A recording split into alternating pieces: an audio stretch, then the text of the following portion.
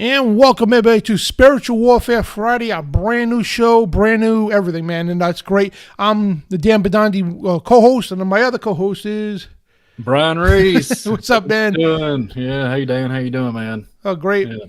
So yeah, we got a awesome show tonight. Project Stargate getting ready to happen tonight. It's gonna be an epic show. Yeah, I'm glad to be here. Yeah, absolutely. Yeah, now, yeah, as you can see, guys, we re-ramped the show, and it's been a long week, man.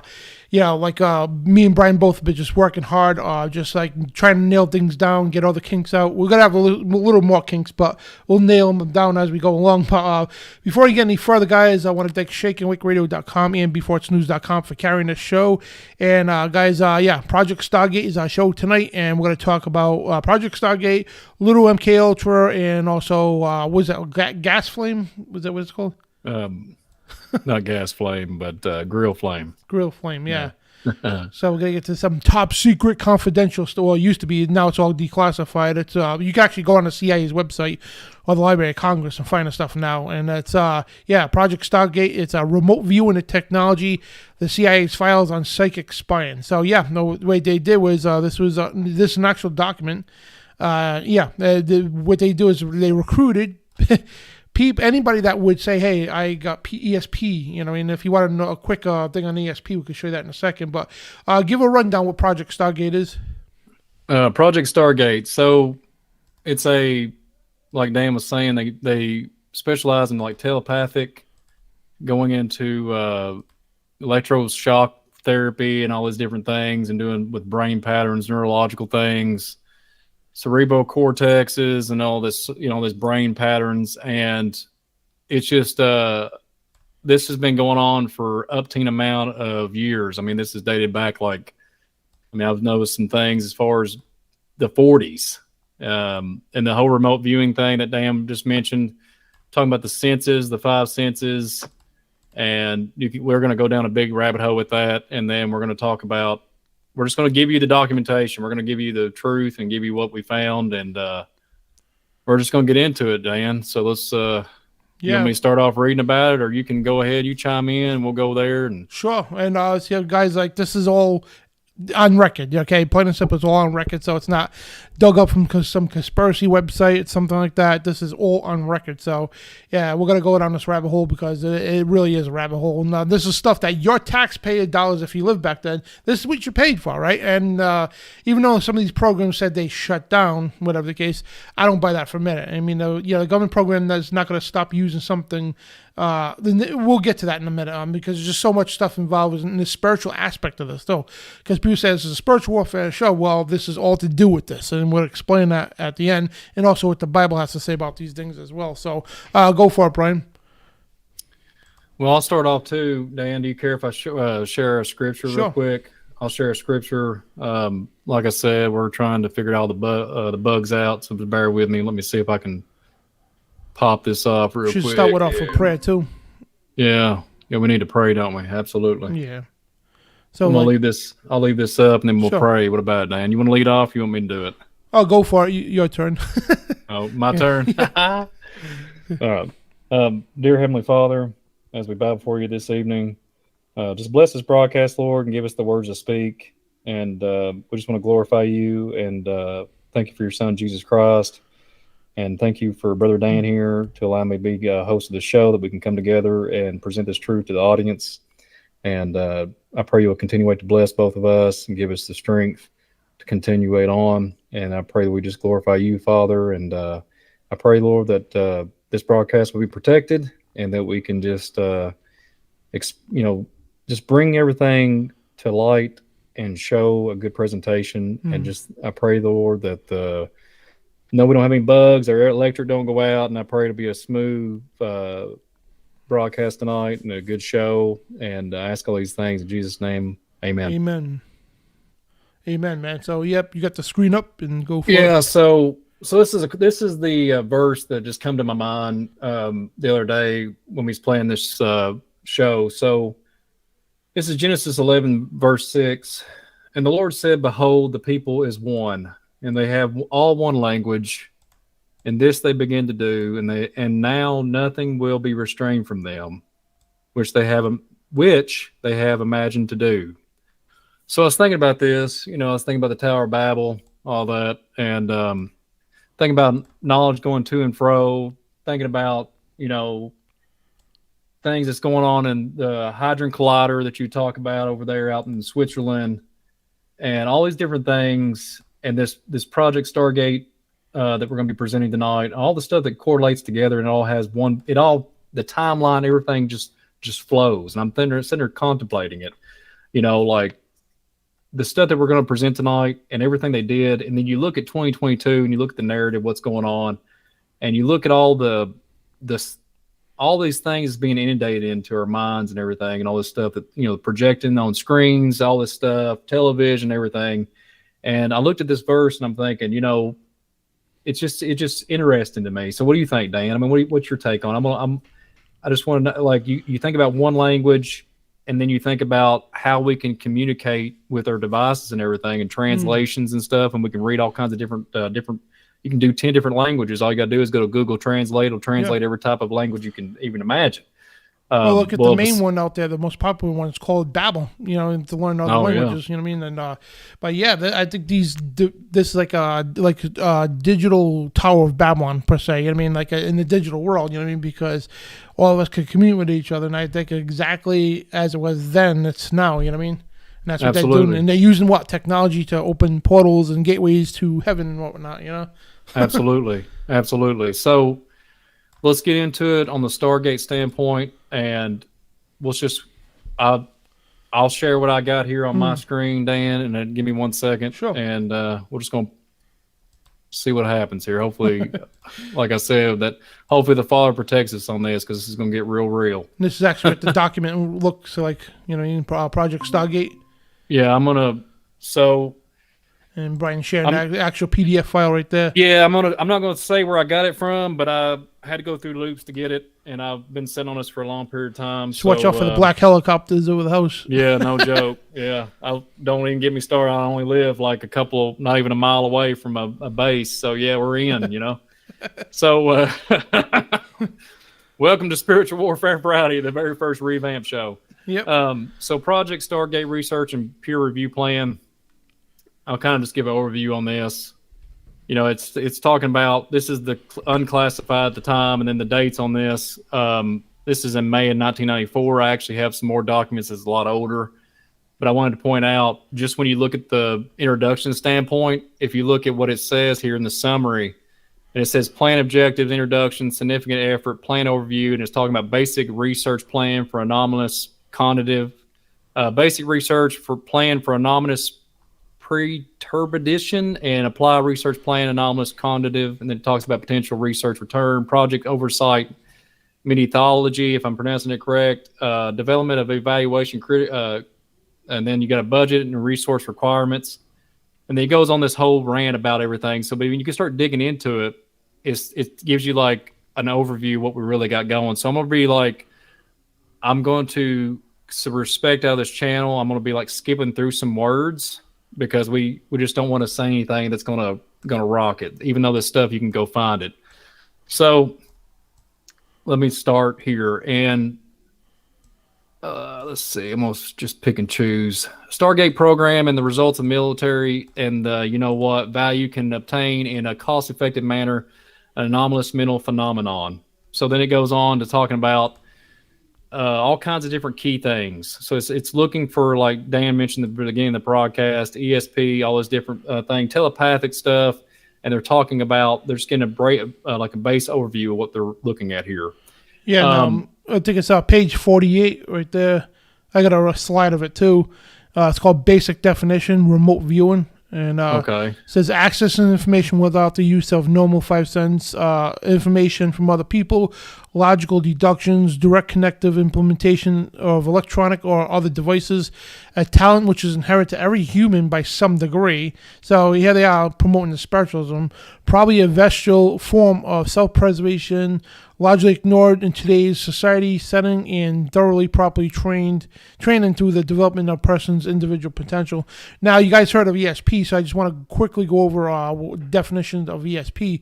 So hang on, let me get to my internet. And this is ESP. It means extrasensory perception. So it's precognition, oral readings, telepathy, telekinesis, psychokinesis, pyrokinesis, clairvoyance. So basically moving stuff in your mind. You get at the point. All this stuff, you know what I mean, plain and simple. So we go here, and this is, hang on a second. Yeah, this was actually a university here, extrasensory perception. It's ESP. I'm not going to go through all the slides here, just a couple here to show you. It's a lecture here, basically, and it's what is ESP? It's the same thing they explain there, and the graph there. Telepathy, clairvoyance, precognition, and retrocognition, experimental evidence, restricted choice experiments, free response, and yeah, it just goes on. And so it just goes on with extra sensory perception, is perception that occurs independently of the main physical senses like light, sight, hearing, touch, taste, and smell, with the 5 senses, or indeed perceptual process such as proper pronunciation, whatever. In some ways, the term is vague, but is also generally used to imply the source information that is known as modern science, and ESP can be divided into a number of subcategories. So we're not going to get into that. That's just going deeper into it, but I just wanted to give you a general layout before we go any further. Sorry to cut you off too, Brian. I just wanted to... No, you're fine. You're fine. Yeah, basically what this is, guys, this is divinization. That's exactly what this is. You know what I mean?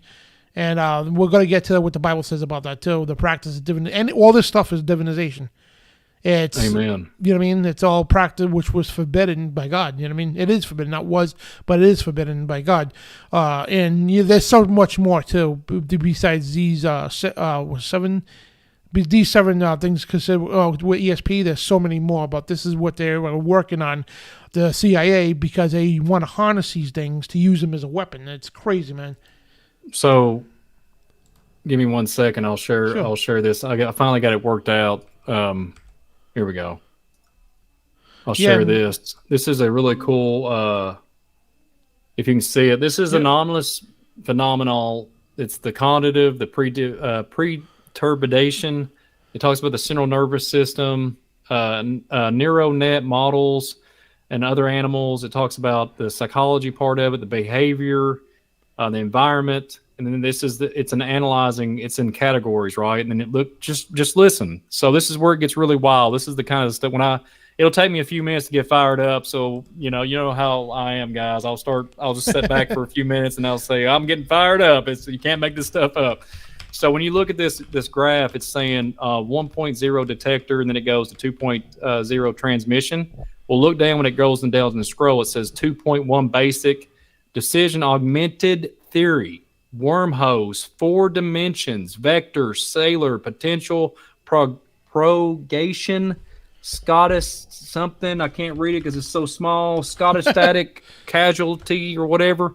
And then if you look at that, so what do you think, Dan? So they're talking about wormholes, dimension, gateway, portals, and all this stuff, right? So this file is approved for release in 2003, but this file that I have here was 1994. Okay, so it's talking about some kind of interdimensional thing, right? With and then if you get over here to the 1.0, to the micro, and to the mix, when you read this stuff, metal bending, like you say, metal, levitation, bending stuff with your mind, and this is a whole nother topic. This over here is mutation. It talks about molecule structure. I mean, we're talking about different protons, electrons, and I'm not going to get too much into it. Magnetic domains and micro machines. Like, this is some weird stuff. Okay, so this is when you get into, and I'll mention this if you can bear with me for a moment. I don't know if you can see this. Can you still see it, Dan, on the screen? So yeah, it's small, but I mean, like the processing one, but yeah. So on the pictures, it's small, or is it on the? No, I mean, like you can see it, but the PDF. Let me yeah, keep going. I'll blow it up somehow. And okay, yeah, cool. So I'll fix it. I'll mess around with it. So everybody knows. Well, I don't know if everybody knows. I was guilty of watching this. I'm not going to bash it because I don't want to get into this whole algorithm deal with this platform. But the narrative here in this story, in this plot to this show, if you look at this, everything that I just showed you on this what file, that PDF file, it was showing all this stuff. This character, in Stranger Things, her name is 11. I'm not even going to get into it. I could go down that rabbit hole, but once I go there, I won't be able to be quiet, and we'll have to kick it over to Rumble. So the interdimensional beings and all these different things, this character, all this stuff, she can bend. She's telepathic. She can bend stuff with her mind. She can levitate. She can move things. She can bake an egg in a water pan. I mean, she does it all, right? I mean, so this is the stuff that me and Dan are presenting today. And what's your take on it, Dan? I wanted to bring that up because that graph, I tried to zoom in on it when I showed you that PDF file. I tried to zoom in on it, and I hope everybody can see it. And but yeah, what do you think about it, Dan? I mean, that stuff, they put it in, I'm not going to use the H word, but they put it out in the media. They put it out for entertainment consumption, and this stuff was rocking and rolling way back in the day. So what's your take on that? I'll give you my take. So there you go. So I blew your screen up there, so you should be able to see it better. So my take on it is... Don't blow the show up, Dan. Don't blow it up. Yeah. So this is what I found in also the documents you talked about, right? And I think this has related to what my take is too about early findings. Now, this is the CIA saying that remote viewing is real phenomenon. They're saying this is a real thing. Otherwise, they wouldn't invest millions of dollars in all these years into this program. This is a real thing. Regardless, people think it's not. Whatever the case, you got the average people. Oh, it's only hearsay or conspiracy, Or like so they'll come up with some medical terms and make it sound like something that it's not, But the CIA government saying, yeah, this is a real thing, remote viewing, and it's not degraded by distance shielding. So its ability can improve and has applicational potential. So in other words, that's why they invested this whole, for years and years and a lot of money into this program because what this is doing here, guys, it's like you're looking for a person that could really harness his power to do these things. Now, again, these are demonic powers. It's not something of your own. But regardless, again, they were looking for people so they could physically remote view. Like, you could be in a room and you could see in another country, a military base. That's what it's mainly for, too, is to spy on the enemy. You know what I mean? Plain and simple. And that's exactly, and there's other things, too. I mean, down the rabbit hole, why they're doing this for. Because the thing is, every operation they have, there's a cover story for it, for the public perception. Then it goes deeper, and they said they shut the program down. They didn't shut nothing down because this stuff has led to actual Stargates that they going on the portals and all that. So we'll get into this during the show, but I mean, like, there's always a cover story with the people say, so they don't think nothing bad of it, but there's a backstory to that that's the real purpose of the project. You know what I mean? Yeah, they were hiring people, and it sounds like something out of X-Men. You know what I mean? Who's that character there? I'll pull it up for you, Dan. I already got it. You're reading my mind, my friend. There we go. ESP, yeah. We got a little ESP going on right now, man. We're gonna, So, not to bring light to this, we're not promoting this show. Unfortunately, I've watched all of it. I would not promote it. I'm not gonna get into it. But anyways. X-Men Xavier, what Dan was throwing out, and I'll let you continue. Wait, Dan, I don't want to. If you can see it's about a 35-second delay, guys, between me and Dan if he can't see it. So it's X-Men Xavier. It's a mutant, right? So if you look at the documentation that I just showed on the CIA, and they have all these, I literally showed you that. But we got to watch what we say on this broadcast. So if you can see it, if you want me to read it, Dan, I can. Go for it, yeah. Go ahead. So because I can't see. Yeah, no, it's good. This is the revamped Spiritual Warfare Friday, very first episode. We're just gonna let the Holy Spirit guide us. So, X-Men Xavier, the CPRO, I almost said CPRO. Isn't that something? Anyways, I think that's some. I'm not gonna say medical stuff, but I got a picture of him right here. Yeah. So this X-Men Xavier, I think they call it. I think they pronounce it. Seriously, Sebro, I think it's how you say it. And it's a device. Basically, what they do is they connect it, and it's in a dome. What's so interesting? It's in a dome, like even on the movies, etc. And it's this big octopus-like frame. This thing goes helmet over the top of their head, and it literally resonates all the stuff. It's in. You can go and look at the documents, and they did these kind of things to people like this, right? So the question is, did they put this in well, some of these things came out in the 90s, these cartoons, etc. But did they Cerebro? That's how you say it, Cerebro. Yeah. Yes, darn, my goodness. But anyways, you just can't make this stuff up. But the thing is, they put in. Yes, that's a slogan. Dan, I think you said you wanted me to make a T-shirt about that or something. But anyways, I'm just being silly. But the thing is, this thing is in your face. It's constantly messing with us when we was watching it, subliminally putting in our brain that it's just a cool fictional, character, and there's nothing to it. But then when you turn it and look at actually what we're presenting tonight, it's this has been going on decades before this show even came out or anything to do with it, right? So I just wanted to throw that out there, and I'll get, let you talk, Dan. But yeah, that's exactly what I was trying to point out because what I'm trying to give you this image. So basically, this remote viewing gives you this outside your brain, like just the whole 360 of that you can see everything, hear everything, and that's what the powers are trying to harness. So that's the way, because the feds, right? They want to control everybody and they want to spy on everybody. So what better way to spy on without electronics and nothing like that is to use remote viewers and all this. And the thing is, I believe they could actually harness this power into technology, into a device of some sort, because this is how these demonic entities work. You know what I mean?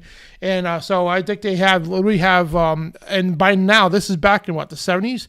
The 70s, they've been doing this stuff. Well, through the age, they had, 40, 50 years to harness and perfect this.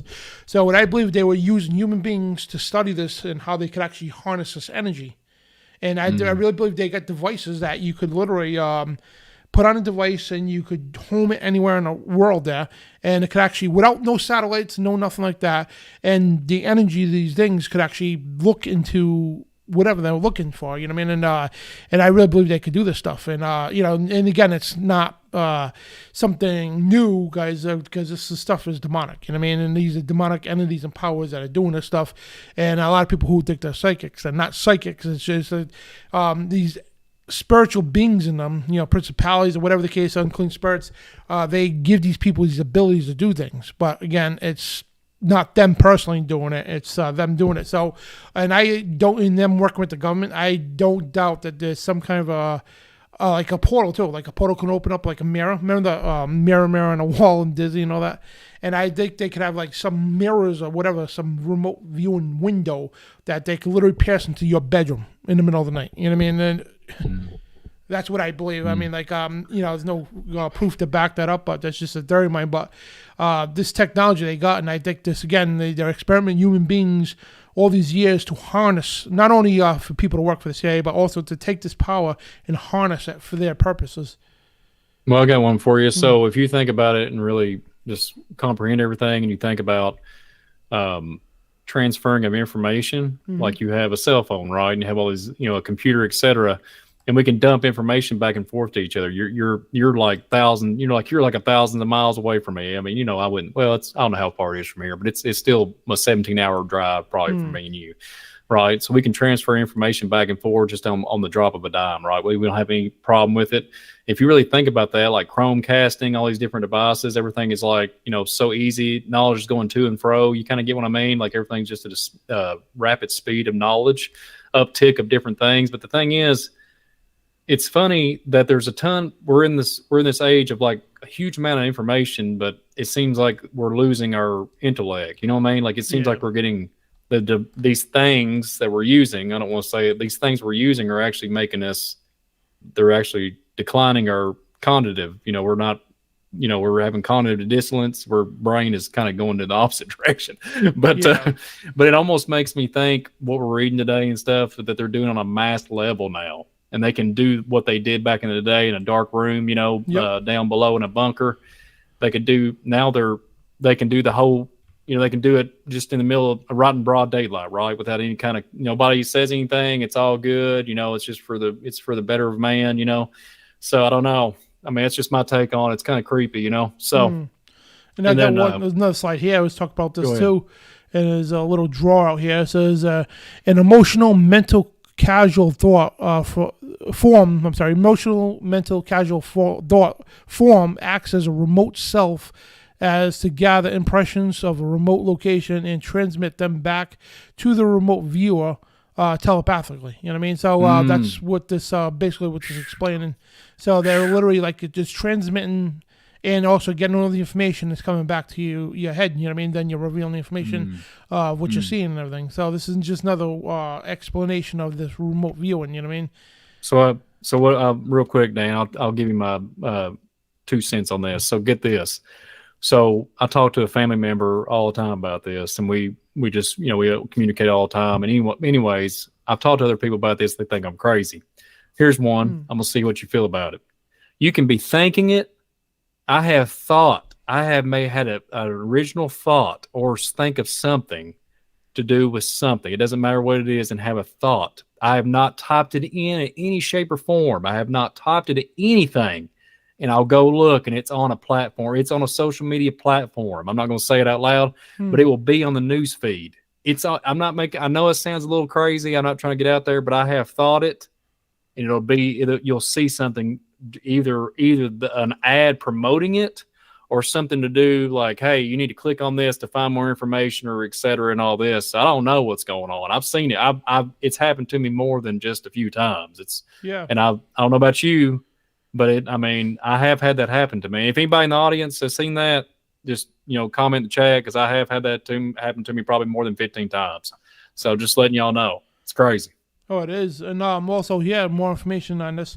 UriGeller.com, right? It says Project Stargate, the CIA's human experiments with mind control. And Project Stargate sounds like something out of this world. And it's kind of, it is. And so it doesn't refer to wormholes or exploration of other planets, but the rather CIA-funded program focuses on psychokinesis and extrasensory perception, known as ESP. And the Project Stargate was a multi-million-dollar program enacted by the CIA to height of the Cold War. It was during the Cold War, to try to get ahead of the Soviet Union on powers of the mind. So here's the thing, Ryan. So they're saying right here, they try to get ahead of the Soviet Union. So what does that mean? Was the Soviets experiment with the stuff too? We know the Nazi Germans were. So it wasn't just like one Stargate program. I mean, you got multiple programs, of course, different names in different countries, you know. And this program explored readings of someone's thoughts, telepathy, and predicting the future, and an ability to place time remotely without actually being there.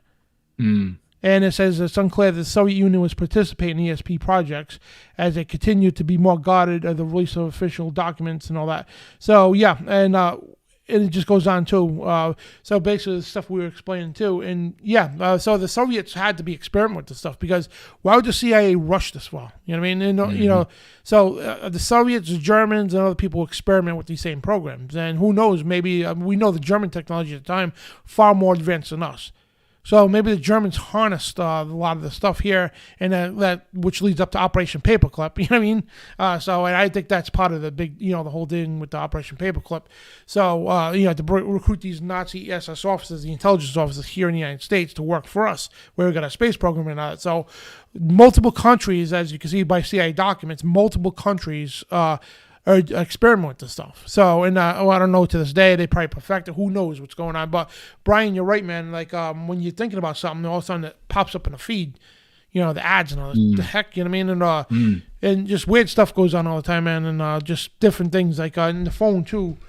Like a lot of times you got to push on the phone, like right before you hit the button, it presses it without you even touching it. You know what I mean? And it's, absolutely. And I think a lot of it's playing with this whole, and it might be tied into the whole 5G too. That's harmonizing everybody's thoughts and everything else too. And if it's powerful enough, it'll actually manifest to do something like that. You know, if that absolutely makes any sense, man. But yeah, no, I get it. No, I'm with you. I'm with you 100%. And then another thing too. You mind if I show another PDF file? Man. I'm trying to just skip through some stuff, because with these files, the PDF files are like 50 pages long. So it's like, hey, I don't want to bore everybody to death, you know, like reading all this, but I want to get the highlights of it. So just bear with me, and I'm gonna pop it up there and see what's happening. So this one's literally talking about grill flame. We mentioned that at the beginning of the broadcast, and it goes along with Project Stargate, right? So we'll just get into it. So classified, you know, I'm just gonna say it, but perceptual augmentation techniques. I got it right, Dan. I couldn't believe it. Perceptual augmentation techniques, and look at the date. If you can see it, let me zoom in. If you can't see it, guys, we will zoom it in. We'll pop it up in there. We'll make it 200% larger. What about that, Dan? Well, he'll see it here in a second. I'll make it 200 and something. We'll get it big. Here we go. So perceptual augmentation techniques, right? So this goes in results of a study of, you know what, information. I'm trying to tread lightly on how far we push it. Capability of term remote viewing, the characteristics of which appear to fall outside the range of well-understood perceptual information preceding abilities. Examples of 4 experiments on this presented. It talks about, it goes on. It talks about results of parapsychologically activities, presents conclusions and recommendations for any subsequent activity sponsored by, you know, the what and related program procedures and management. And it talks about advanced threat technique, and then it goes on this big rant about different things about, and this is where it's going to get real. I'm going to skip a lot here. I have to bear with me. Let me zoom back out because I have to be able to tell where it's at. It talks about electronic system perturbation techniques, which we have mentioned that at the beginning of the broadcast, talking about physical effects, remote production, and it goes into the remote viewing narrative.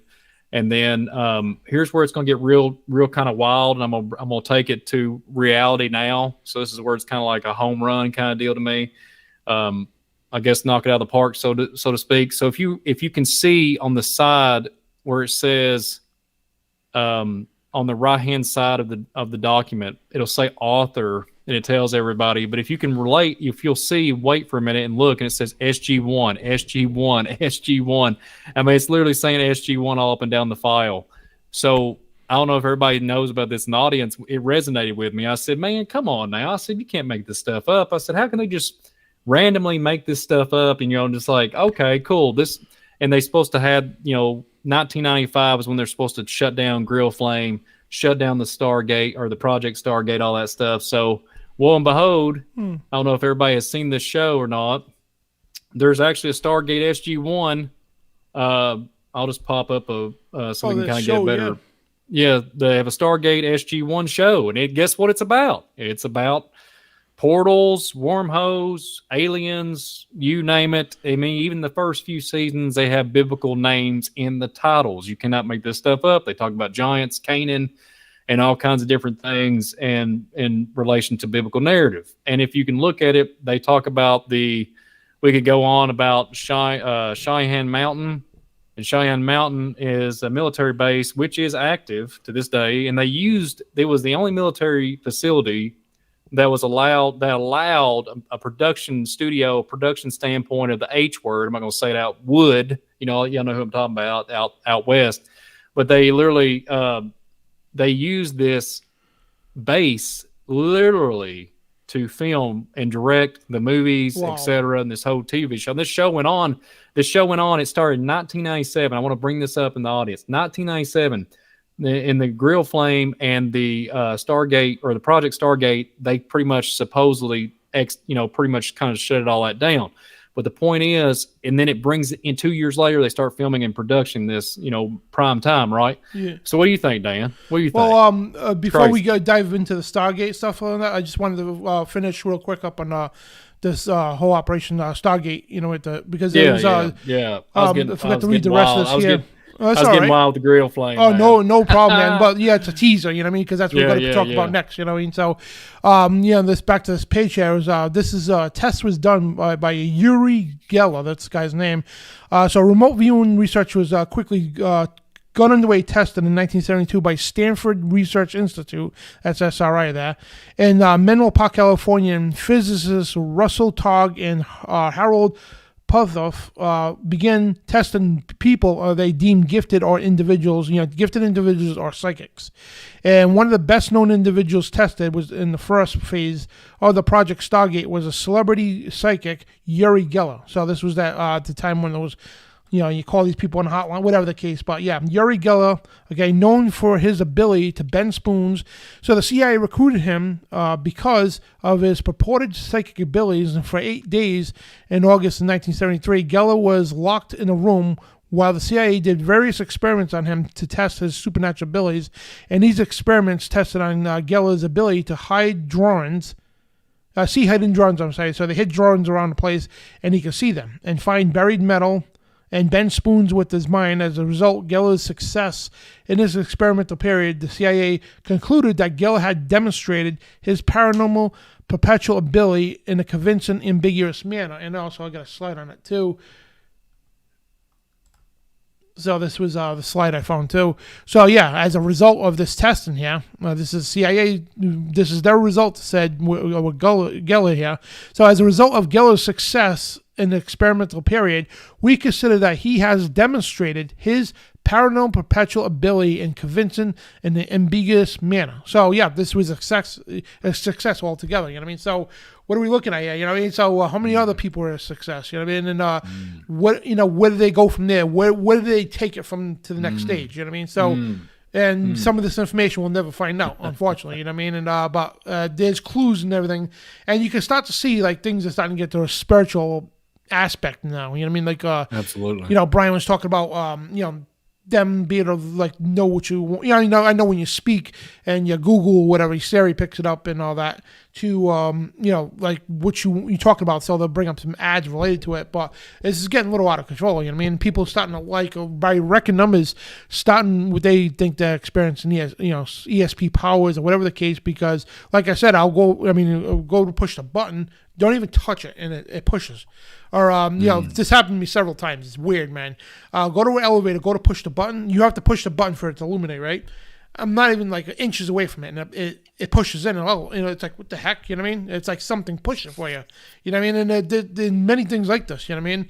Or you go to pick up a phone or something, and you go to dial it, and it dials it. It's like, what the heck? You know what I mean?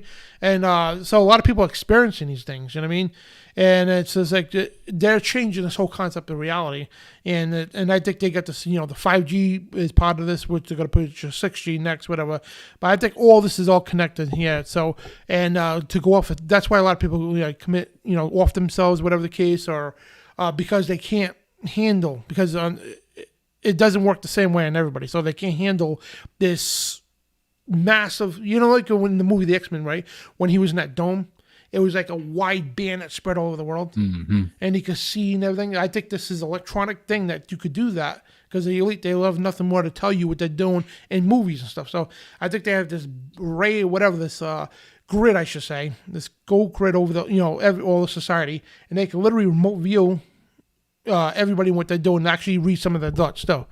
Yeah, I mean, the heck, they even got video games now. You put the thing on your head, and you think the thing goes left, and it goes left. You know what I mean? So they get the technology. You know what I mean? And of course, the video games is nothing compared to what they got. You know what I mean? So They're like, I hope I explained that right too, man, because it's so complex. It really is. Well, you explained one thing.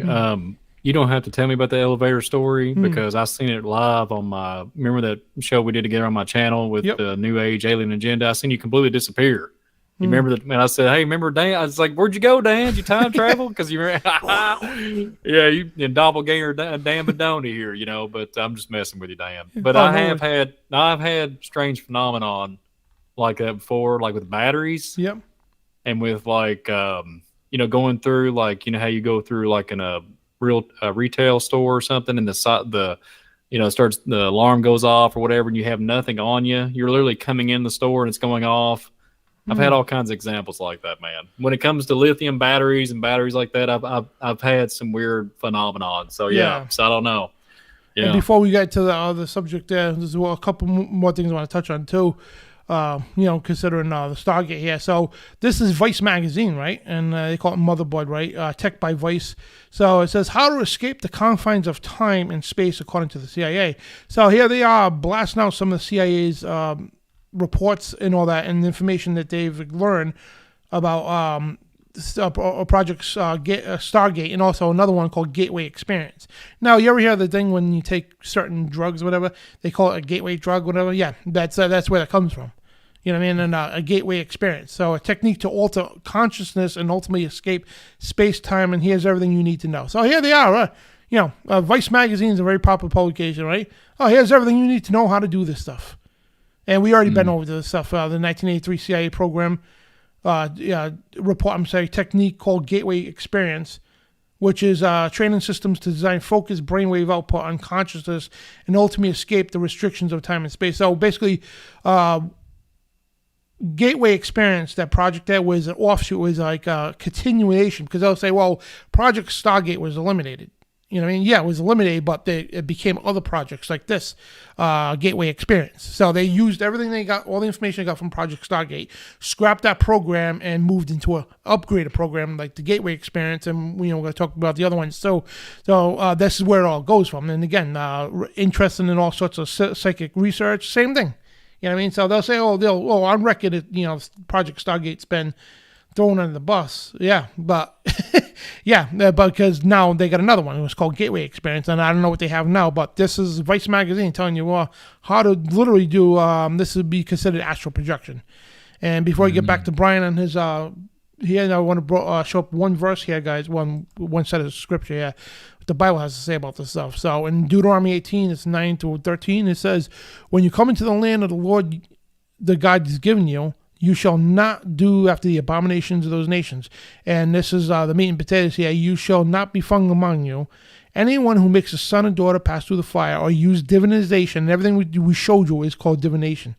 Observer times or enhancer or a witch or a charmer or consultant with familiar spirits or a wizard or a necromancer. So all this stuff rolled in one is what the CIA is doing. And if all these things are abominations to the Lord, because of these abominations, the Lord God will drive you out before you, and you shall be perfect with thy Lord God. So that's, and people say, well, why are you mixing government stuff, politics stuff, and all that with religion? Because what do you think? Why do you think from when you grow up, right, they tell you, don't talk about politics, don't talk about religion, right? They don't want you knowing both, because both go hand in hand. If you know, and I tell these people out there, these so-called prophecy teachers, I'm like, if you don't know nothing about politics, you're not going to know nothing about prophecy, and vice versa. You know what I mean? Because they go hand in hand. It's politics of bringing the Antichrist and all that stuff, but they are using, the United States government are using these forbidden powers that God himself, and this is just one of many places the scripture talks, they are using these powers, these demonic entity powers that God himself forbidden. And they're using this into technology now. They're harnessing this. And here we are, Vice Magazine. I mean, right there, Vice Magazine. And many are probably, this is how to escape the confines of your time and space. And that's actually when this come out here. This was during 2001, during, when they locked everybody down. So basically, it's an enhanced metaverse, okay? It's like you just sit in your bed and, I'm not going to tell you, I did it when I was younger, and it's a scary thing, guys. I don't recommend anybody even trying it. It's bad on me to even do that. But this is what we're talking about. This is like divination on steroids. That's exactly what it is, electronic steroids. Go ahead, Brian. Okay. Yeah, cool. Yeah, I'm sitting there. I was just letting you flow, man. I was letting you go with it. Wasn't going to interrupt you, but I just want to finish up that the whole Stargate thing, because I know you want to move into the gas flame and everything. And okay. So this gateway experience is actually going to go with what I was. This is just going to flow. Thank you for we're just flowing with it, man. We're just. I love that, man. We just work good together. So this is going to be cool. So. This whole thing with the 1983s, this document that Dan just showed, 1983 CIA report, all that stuff, and going on about the gateway experience, right? So, I got a little ahead earlier, got a little excited, got a little off the path there, but we're back on the horse, Dan. So we're rolling. The whole Stargate SG-1 talks about these things in the show. There's 10 seasons, plus there's all these other seasons, all these other like spin-off shows, stuff like that, et cetera, to do with Stargate Atlantis, all these different things. And they talk about things on a molecular scale, all these different things about altering. And we're not going to go any further than that. I'm not going to say anything because we don't want to mess up the flow of the show here. So get this, Dan. Can't make this stuff up, man. And this is where I can't help it, man. This is where it's going to flow. I mean, this stuff just blows my mind. So I don't even know where I'm gonna go with it. I don't know if I'm gonna start with the PDF file or just roll off the cuff and just throw this up here. So I got something to show you guys. So this is really cool. So, all right, bear with me. This is where it's just, it's just bad. You ever seen the movie Waterboy? Yeah. Adam Sandler and the two announcers at this, like, we know.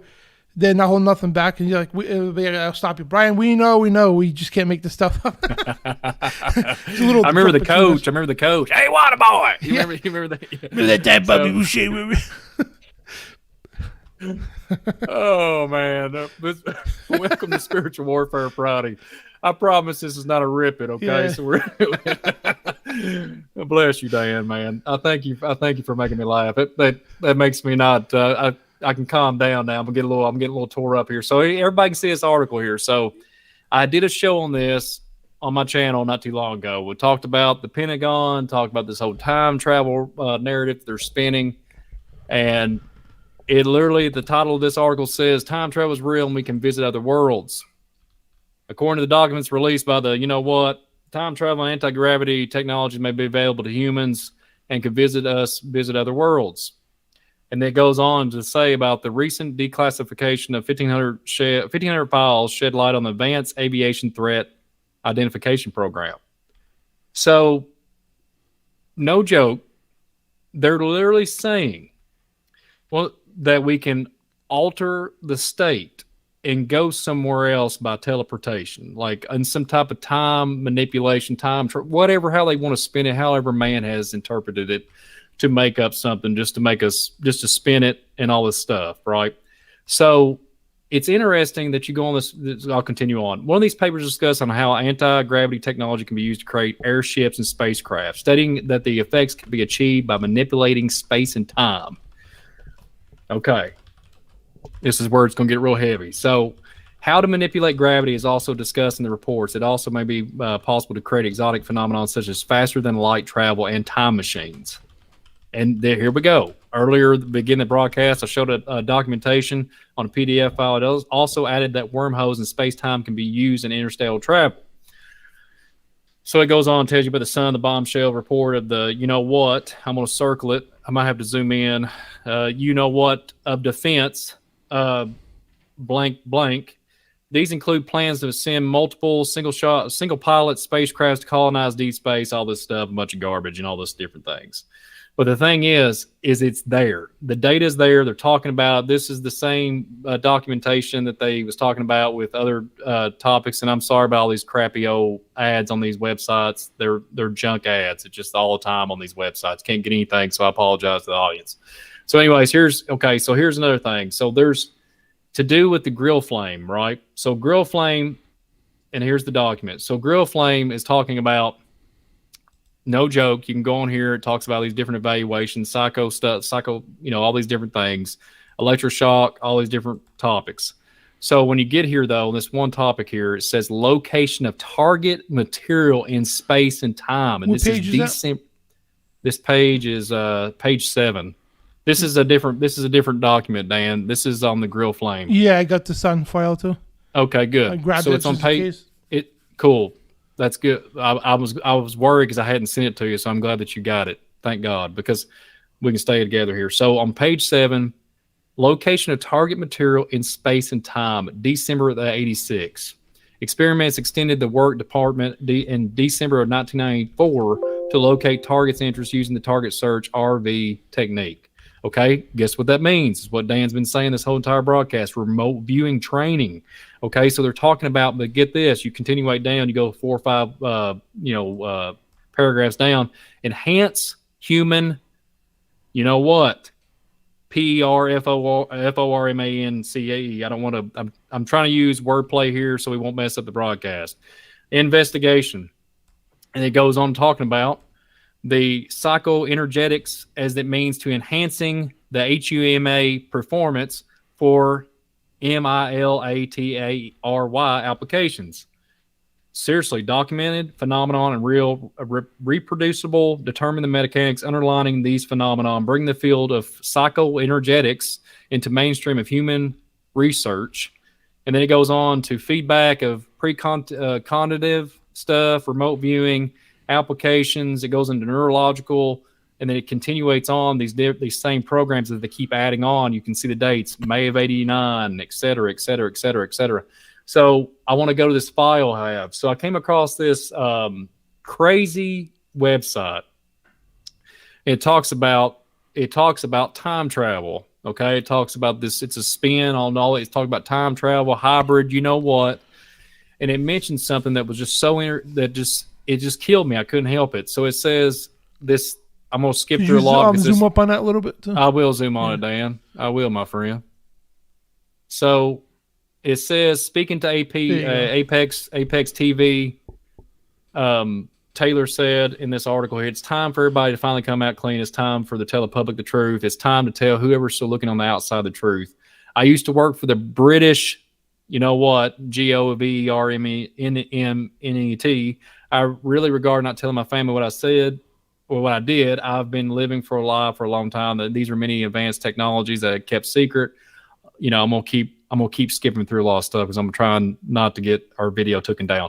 Expose myself to great risk by telling you the truth. It goes on. And it says, which we were an experienced journey in time with his own eyes. He said that traveling through time is not a new phenomenon. In fact, it was already successfully achieved in 1981. And it says there is an infinite number of universes, and it is possible to move freely between these universes. We developed a machine that allowed one not only to travel in time, but to move between parallel universe. Crazy stuff, man. I mean, crazy stuff. And what do you think about this? So here's the thing. So this is a newer article. It's not that old. So here's the thing. So you go back, if we go back to the grill flame, okay, let's just scroll back up through here. So Dan, if you want to follow with me, I think it's on. I think I got mine is called Grill Flame Project Session Report. That's correct. That's correct. Oh, is it? Grill Flame progress reports. Yeah. All right. So if you go back down to let's see, 1981. Where's 1981 at? I'm trying to remember. So here's where it talks about special orientation techniques. It says June of '80. And it goes in and it literally skips. Like I don't even have documentation of '81, so it's kind of interesting that they go on. Notice how it says S at the top of pages. It says SG1A Stargate. I know. You can't make this stuff up, Dan. I've been really wanting to do a show on this. Check that out too. Like SG1, right? That was the name of that show you were just talking about, and it was a popular show.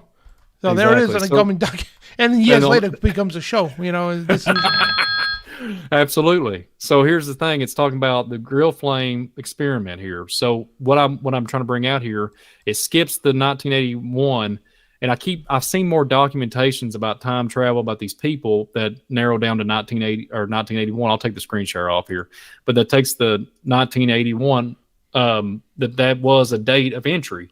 So if you look at Stranger Things, no joke, can't make this stuff up. The plot point, the narrative, the whole swing of it is not, I think it's 1983 or 1984. And what in the world? Let's just go there, Dan. I'm sorry. I wasn't even going to say it.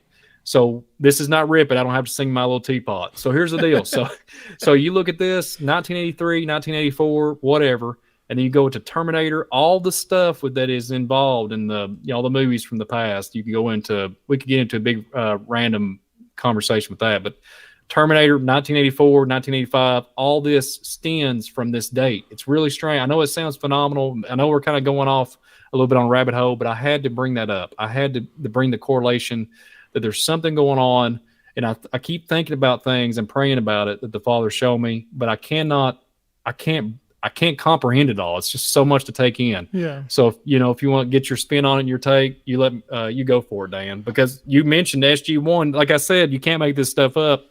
And who comes up with these names? I mean, they already had the name for they already had the name for the Stargate program. Yeah. Like, you know what I'm saying? It's like, what, the abbreviations, what? So Yeah, it's like, they do these things, these projects, right? And then all of a sudden later becomes a show or a movie. Yeah, then when people watch a show or movie, they just think it's pure sci-fi. No, everything you see, even from Star Wars, how ridiculous it sounds. There's a lot of, in the spiritual world too. But there's a lot of stuff in all these shows, Star Trek and all that, has some significance of what the government's been pushing. You know what I mean? So yeah, we're not beaming up Scotty, whatever, but you get the point, okay? Of course, they add their Hollywood touch to it, whatever, but they openly put the stuff in your face, man. That's exactly what they do. And that's my take on it, because they love nothing more. And David Carrico was saying that too. There's just something about these people. They have to tell you what they're going to do.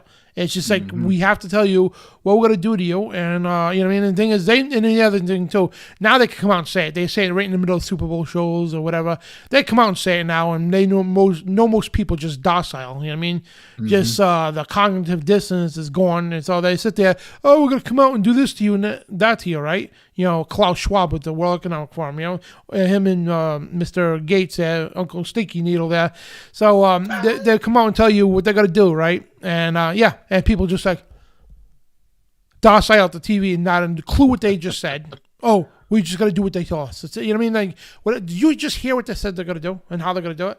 And they brag about it, you know what I mean? And it's like there's something that they have to tell you, especially back then. I mean, like, they'll come out with it in other ways, indirectly. And I mean, now it's becoming more direct, but especially back then, they'll make movies and shows out of this stuff like Stargate 1. I mean, like Brian says, you can't make this stuff up. You know what I mean? You can't. Absolutely. Because it's right there. You know what I mean? People say, oh, you think that stuff's real?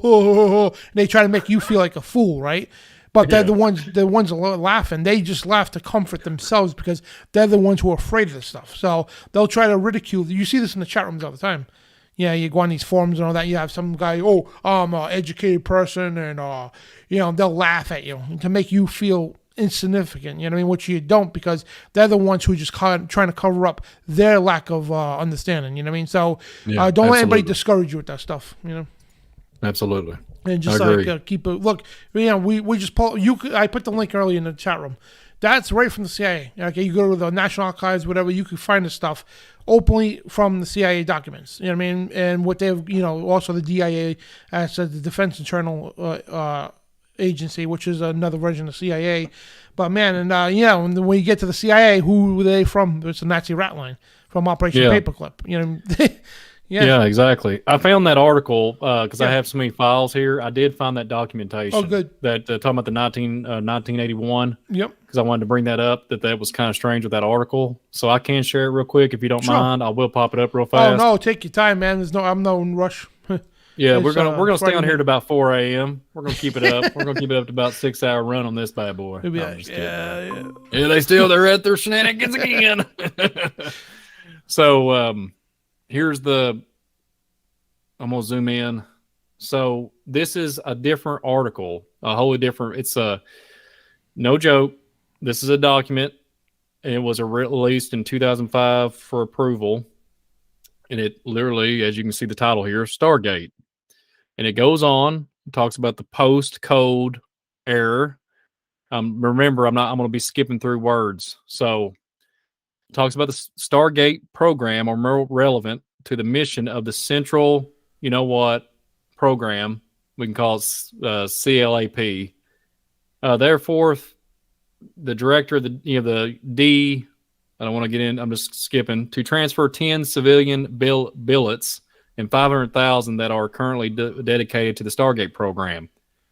Well, the Stargate program resources management of the CIAP should be completed by July the 1st, 1995.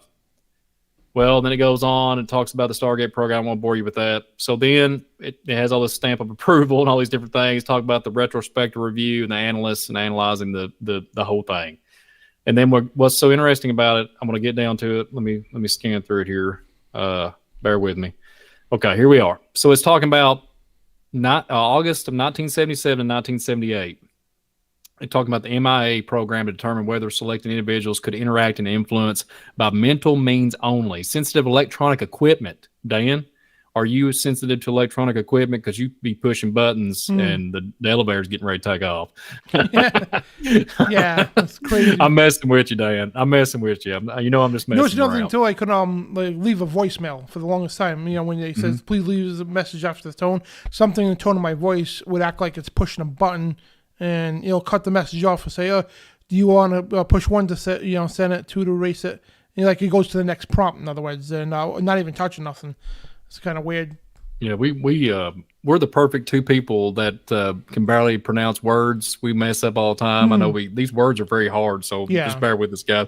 It's just me and you were the perfect two guys for the Father to lead this broadcast tonight. So thank God for us. Yeah, when none of us got diploma. We don't got none of that stuff, man. And we're just two guys asking questions, two guys who love the Lord, two guys who just try to get the truth out. That's all we are. We're not MIT majors or anything like that. Yeah, I'm just thankful to be on here and doing this with you. So it's an Same honor. here, man. So under the other Division of Labor in the Army Grill Flame Project, and I'm not going to get into it, had responsibility for developing a remote pre-turbition experiment program, which we've already talked about during this broadcast. And it talks about 79. It goes on development and talk about the different phases, the element, and it's talking about, here's what's so wild about it, it's talking about pass to another element, the missile, and it's a laboratory. So we're getting into telepathic kind of narrative. And like I said, this is this whole document is Stargate, but the grill flame is a application. It starts with an M. I don't want to get banished off this channel here. So during the period of time, the U.S. Security Command was also whether RV could use to collect intelligent data.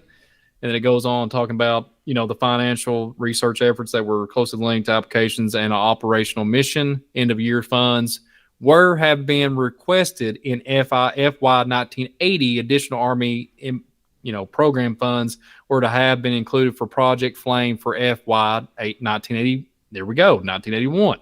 So here's the killer part. So it talks about the following summary of the U.S. Army portion of the program was extracted from the Project Grill Flame. There's the documentation. It's telling you about all the funding. It's talking about the dollars and thousands, all this different program. Remote viewing, synthetics, I can't pronounce it, unknown operations. And it goes, this unknown one's what's cracking me up. This is the one that I'm really throwing on. So if you can look at the last date they have is 1981. So this is kind of where I was talking about with that correlation with that article I had with the whole time travel narrative, right? So it's kind of strange to me that they get into this. If you start looking these big words up, it does associate with time and space, molecular structure, breaking down atoms and neutrons, electrons. I mean, it does go down that rabbit hole when you start looking at these big words and psychoenergetics and all these different things. Its activities were restricted, however, to the aspects clearly related to threat assessment, intelligent data. The contracted research with the SR to train individuals to do remote viewing and support attempts to experiment remote viewers to collect intelligence on, I'm not going to say it out loud because it'll definitely get the show banned. Operational interest. The joint program between the and began in FY 1981. I wanted to bring some light to this, that the 1981 is just kind of strange to me. I know that it's kind of my theory I'm throwing out here, but I wanted to kind of correlate and bring it all together. Although it may appear that the D and the research lines diverge, both organizations were following their respective missions and both expand the already research lines, and the chronological is as following. Then it talks about the 1985 and going on this big, then it goes on, to talk about explore methods to the RV data into a computer for storage and manipulation. And then we're talking about 1981. We have the technology so-called to manipulate that into a storage. That's what blew my mind with this article, with this documentation here. Looking for ways to improve the quality of data in-house capability. And it talks about different things about involving. So we're talking about different issues. We're trying to, the remote viewing standpoint, we're doing applications for so-called, WAR, I guess, or infiltrating certain places, etc. The following program covered up in 1984 and 1985 filled the gap between the End Joint Service Program and the 5-year program, the ARMY, to extensions of focus on the research and the enhanced training elevation to search for emphasis and additional effort to concentrate on screen and all this stuff. And then it goes on, tells you about the phenomenon with the proto-energetic phenomenon are real, talks about the mechanics and bringing research in the mainstream and human performance research to accomplish these objects. So, and then it goes into me and Dan will get into this in a little bit. This article was not mentioned, but the neurological, physiologically, mechanics and specifically phenomenological properties and psychological correlates. And then we're going to get into later on, it's going to talk about paranormal. These guys that was researching this out into these programs was even relating to paranormal activity.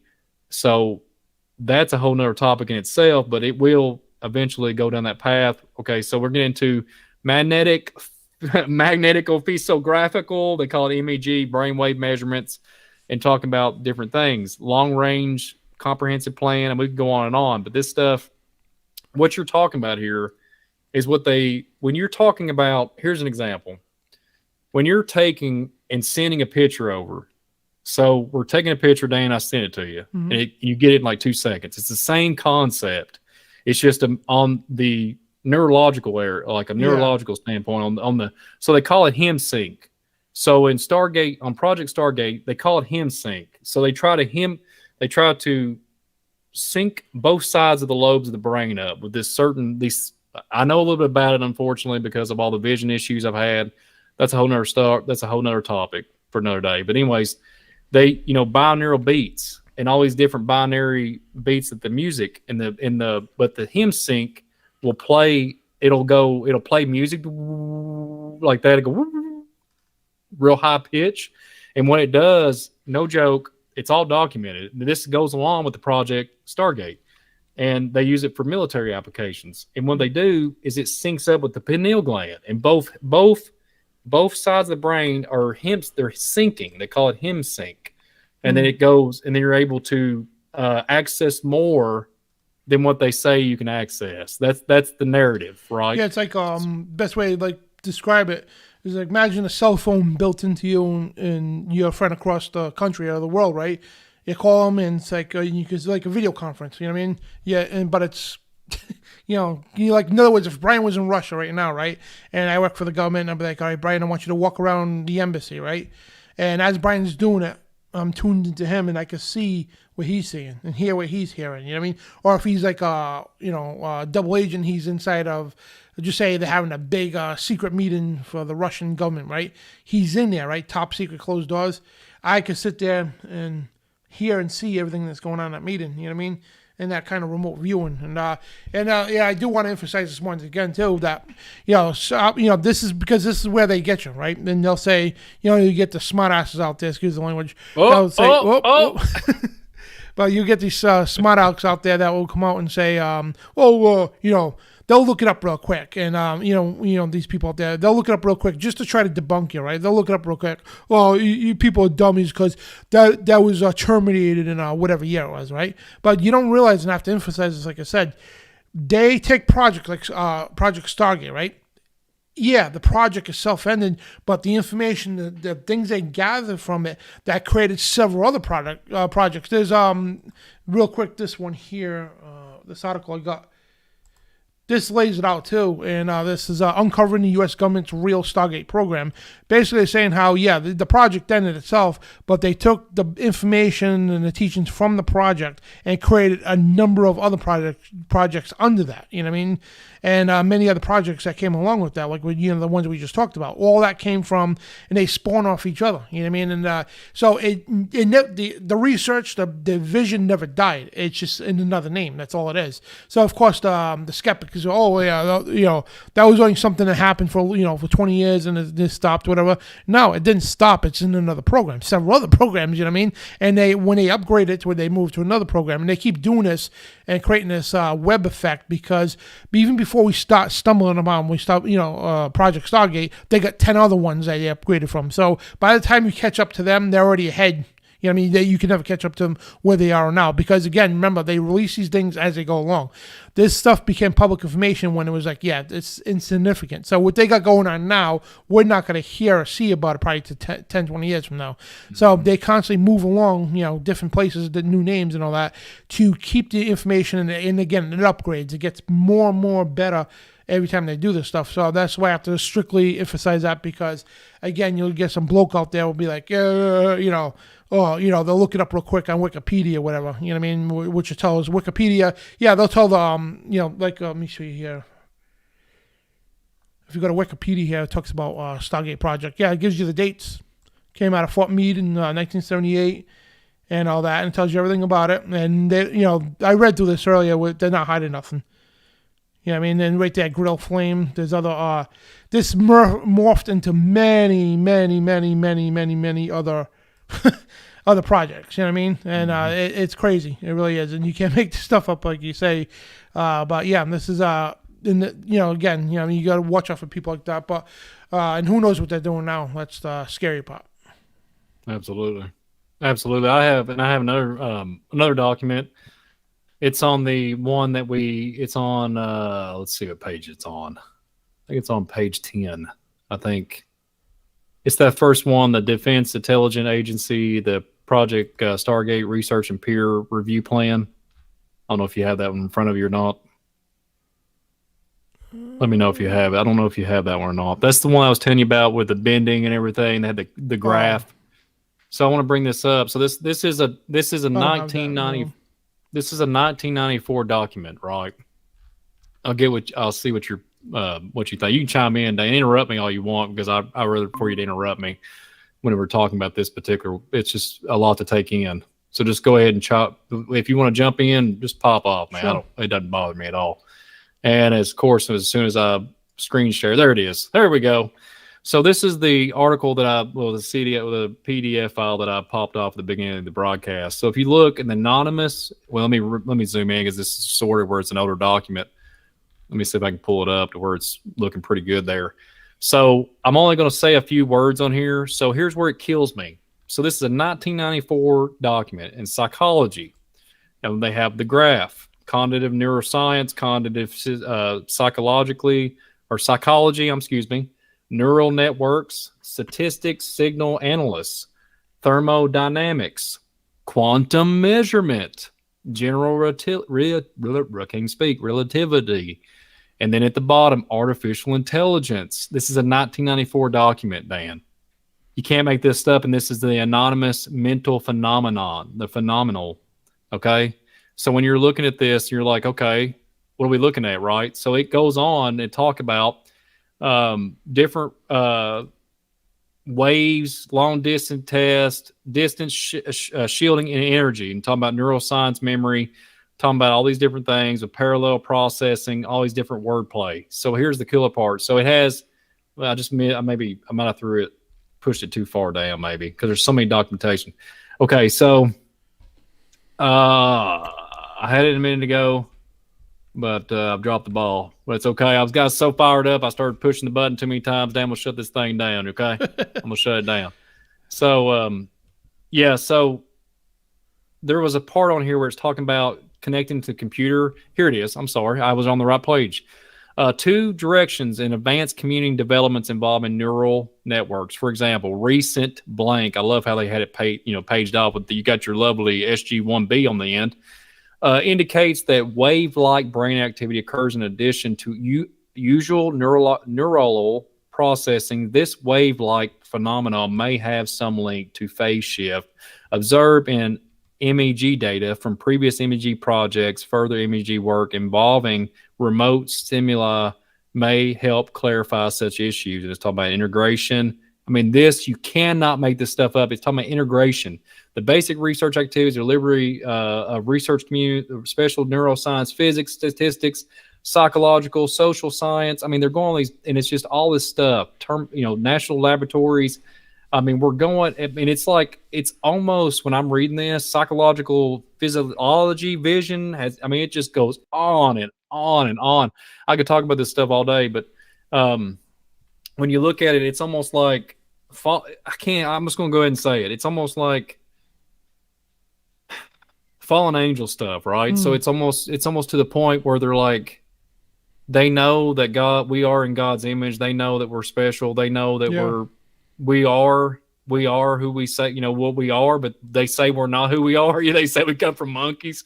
So they use us as test subjects. So I think the mind that our Father has created for us to live here and be part of this realm, and they're testing the waters, right? They're using it for, astral projection, all these different things. And it's almost like, for example, the daughters of men, Genesis 6 verse 4, they took wives as they chose. It's almost like that with the abductions and everything. It's almost like they're testing on people to use the gateways. Because if you look at the ritualistic sites, the Incas, the Mayans, they use blood sacrifices all day long. And they all say there's electrical magnetic field, all kinds of studies. The archaeologists, the scientists will say, well, we have a phenomenon here. No, it's because the life is in the blood. Mm-hmm. They know this. It's just killing me, man.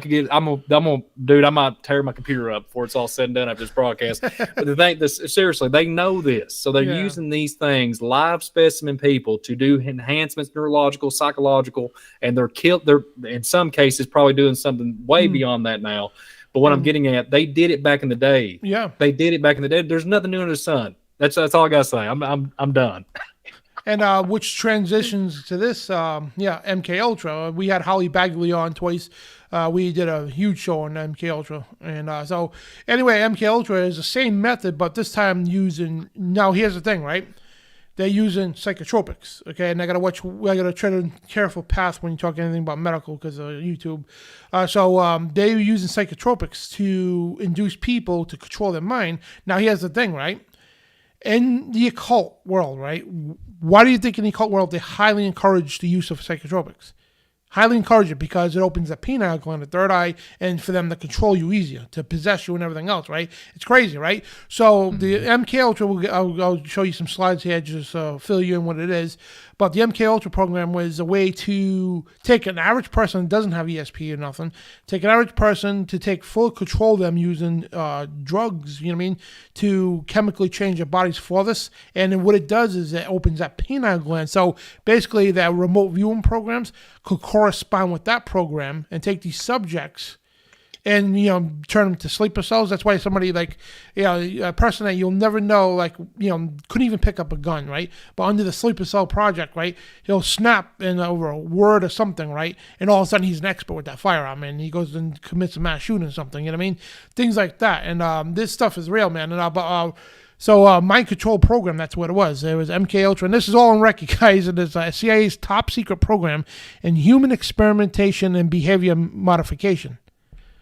And so I'm not going to get into all of it, just go through the gist of it. And Project MK Ultra at the site of forgotten calamity. And this is the stuff that they did, man. It is horrible. And this is all on record. I'm showing you some of the memorandum for the record. Subject 8 is being set up as a means to continue, the present work in the general field of LSD. And if you know what LSD is, it's a psychotropic. You know what I mean? I'm not going to jump into it too much because of YouTube here. So, and it was here's what the thing, the CIA was conducting this project, right? Literally mind control project, right? Kids and all, putting them under this mental sedation and Crazy stuff, man, using LSD and other psychotropics to do this. Now, there was actually a joint hearing of the Joint Chiefs of Staff and all that over this. Like, hold on, and the Congress was concerned about it. So, wait, what are they doing? They're using, kids and adults and using a heavy narcotic to seduce people, sedate them into this psychotropic state of mind, right? So this was actually a Senate committee, a select committee here in intelligence was over this here. They were doing this to children, and adults also. And it made the news all the time. Panel finds the CIA broke the law, and the CIA infiltrated 17 area groups, gave out LSD. This is huge, man. And there was a commission on the CIA activities within the United States. A commission that overseen the CIA. Now today, nobody oversees them. They do what they want. You know what I mean? Back then, these people try their best to, make the CIA held accountable, but they got too powerful. And 17 area groups gave out LSD of the CIA. And it says the CIA, but the thing is, don't let the headline fool you, right? Now, this is what the news did to make it look like, all right, the CIA is the good guys. Look, the CIA infiltrated the 17 area groups that gave out LSD. To twist it around like the CIA, but the thing is, it was the CIA who were doing this. And so when this became public, it leaked out, they're like, oh crap, you know what I mean? So the commission, to get the commission off the back and all this other stuff, they say, and what they did was the people that were working for them, they infiltrated them, they, arrested them and everything else as the scapegoats. But the whole project was under the CIA at the whole time. You know what I mean? And that was And a statement of MKUltra was because of reports that the Soviet Union may have developed, again, the Soviet Union, we talk about the Stargate too, because the Soviet Union may have developed the capability to affect human behavior through the use of drugs. And the agency initiated a program of research in this area called MKUltra, which continued from 1953 to 64. You know what I mean? And they would do all kinds of crazy stuff to people. Insane. Shock therapy and all that stuff. All to try to control and manipulate your behavior and mind, plain and simple. And make you literally a mental slave, you know what I mean? And that's crazy stuff, man. And, me and Holly Bagwell, we did a huge show on this. And she was actually an MKUltra victim herself. I think she's in the chat here, too. But, yeah, she is. What's up, Holly? Oh, by the way, guys, I want to acknowledge everybody in the chat room real quick, too. Thank you, Valerie and Uncle Obvious, for moderating the show, guys. Love you guys. And Swamplight, Shimalite, Mercy on Us, LJ, Angelo, Jesus Owens, and everybody else in the chat room, guys, Bill and Holly and Sam and Swamplight and all those, Laurie. So, guys, thank you so much for joining in. That's pretty cool. You know what I mean? And let us know, guys, if you think this new time slot's awesome, instead of the 12 or 1 o'clock start into the wee hours of the morning. You know what I mean? So if you guys like this at 10 o'clock, and according to the analytics, actually it is looking a little bit bigger because people are awake. And what's up, Tactical Billy? He's a good friend of mine. Lives here in Rhode Island. So, so guys, give us your comments, your feedback. You know what I mean? If the background's too much, anything, technical, just give us the feedback. Put it in the comments section later on, you know what I mean? Or even right now in the chat. And did you like the intro and everybody? Yeah. So thank you, Brian, for the intro. And special shout out to John Hall. It was John Hall, because me and him were talking for a while about revamping our shows, and you can see the Remnant Restoration, all that's been revamped. You know what I mean? He's been upgrading the show, so haven't I. So I'm like, I want to bring the Spiritual Warfare show to a new approach, because on Saturday you have it's my favorite show is the Midnight Ride. You know what I mean? With John Pounders and David Carrico. So I wanted to be another type of Midnight Ride show. So he goes, well, you should bring somebody else in, and he goes like, what do you think about Brian? I mean, you guys, great. I'm like, yeah, that's awesome. So we all conspired together to form this new show. So every week is going to be me and Brian. You know what I mean? And of course, we're still going to have guests like Trey Harris and everybody else. We're going to have guests on as well. But me and him going to co-host a show together, and we're going to knock it out of the park. And because it's great. Yeah, Friday nights now you have, from now on, 10 o'clock p.m. Eastern. And that's me, the Spiritual Warfare Friday. Then Saturdays you'll have the Midnight Ride, and Sundays is Breaking Babylon. So you got 1, 2, 3 punch right there. You know what I mean? Of awesome spiritual warfare, exposing governments and everything. What they're doing in the criminal stuff. And yes, it's all connected. All the stuff you heard today is all connected spiritually. You know what I mean? Plain simple. Yeah. Yeah, it's pretty cool. Yeah, It no, is cool. thank It's you, a Brian. blessing. It's Yeah. yeah. No, thank you, Dan. And Brian, no, I appreciate you, man. And also, guys, thank Brian too for the awesome intro. He worked his tail off, man. I was up doing other things. He's up, giving them ideas. We're pitching ideas back and forth for the intro, and he was up all day. You know what I mean? And eyes hurting and everything else, man, all night and everything, and just getting that intro out in time for the show here. So thank you, Brian. Thank you, man. Yeah, no That's problem. awesome. Yeah, I was worried. I wanted to make sure I do a good job. You know, man. Since I'll revamp for you, Dan. You know. Yeah. So just give glory to the Father. That's all. Amen. So. And to build this here on the OBS, we use OBS Studio for our this what you see here, all the graphics and everything. So I've been working all week just to try to get the right concept and all that. And again, guys, your opinion does matter. So if you think, give us an opinion about something, the technological point, the production, whatever. Yeah, by all means, because this is our first new start of the show, and we just want to take it to the next level. And again, we'll be in a few minutes, whatever. If Brian's done, we'll take some phone calls and all that too, and comments and everything. So, this is a sinister operation, guys. And again, it's not just Stargate. Stargate was like literally the portal, and I think it was probably projects before this too. But this was a catalyst that launched several other operations all connected. The MK Ultra is like a prime example of that. So they went a different route. They took people in the spiritual realm. Then they went in a different route by drugging people to seduce them. Because again, in the cult, they highly encourage when you start getting into astral projection, when you start getting to that's out of body experiences, when you start getting to these things like talking to spirits and all that, which demons and all that, and especially in the New Age religion, okay, they highly encourage these things because it makes them that easier. And I shouldn't even be saying that because I'm not trying to encourage people or show them how to do this stuff, but we need to tell the truth how it's done, And so, Amen. And this is why, guys. This is why the Bible talks about. Do you mind if I hit those verses out? Yeah, go for it. I was getting ready to pop one, but you're gonna beat me to it. You do it, man. You go for it, Dan. And so, we got several verses talking about this because people say, "Well, I smoke weed," and blah, blah, blah, I get stoned and all that. Now, here's the thing. I'm not going to judge you if you do that stuff. It's not my room to judge you.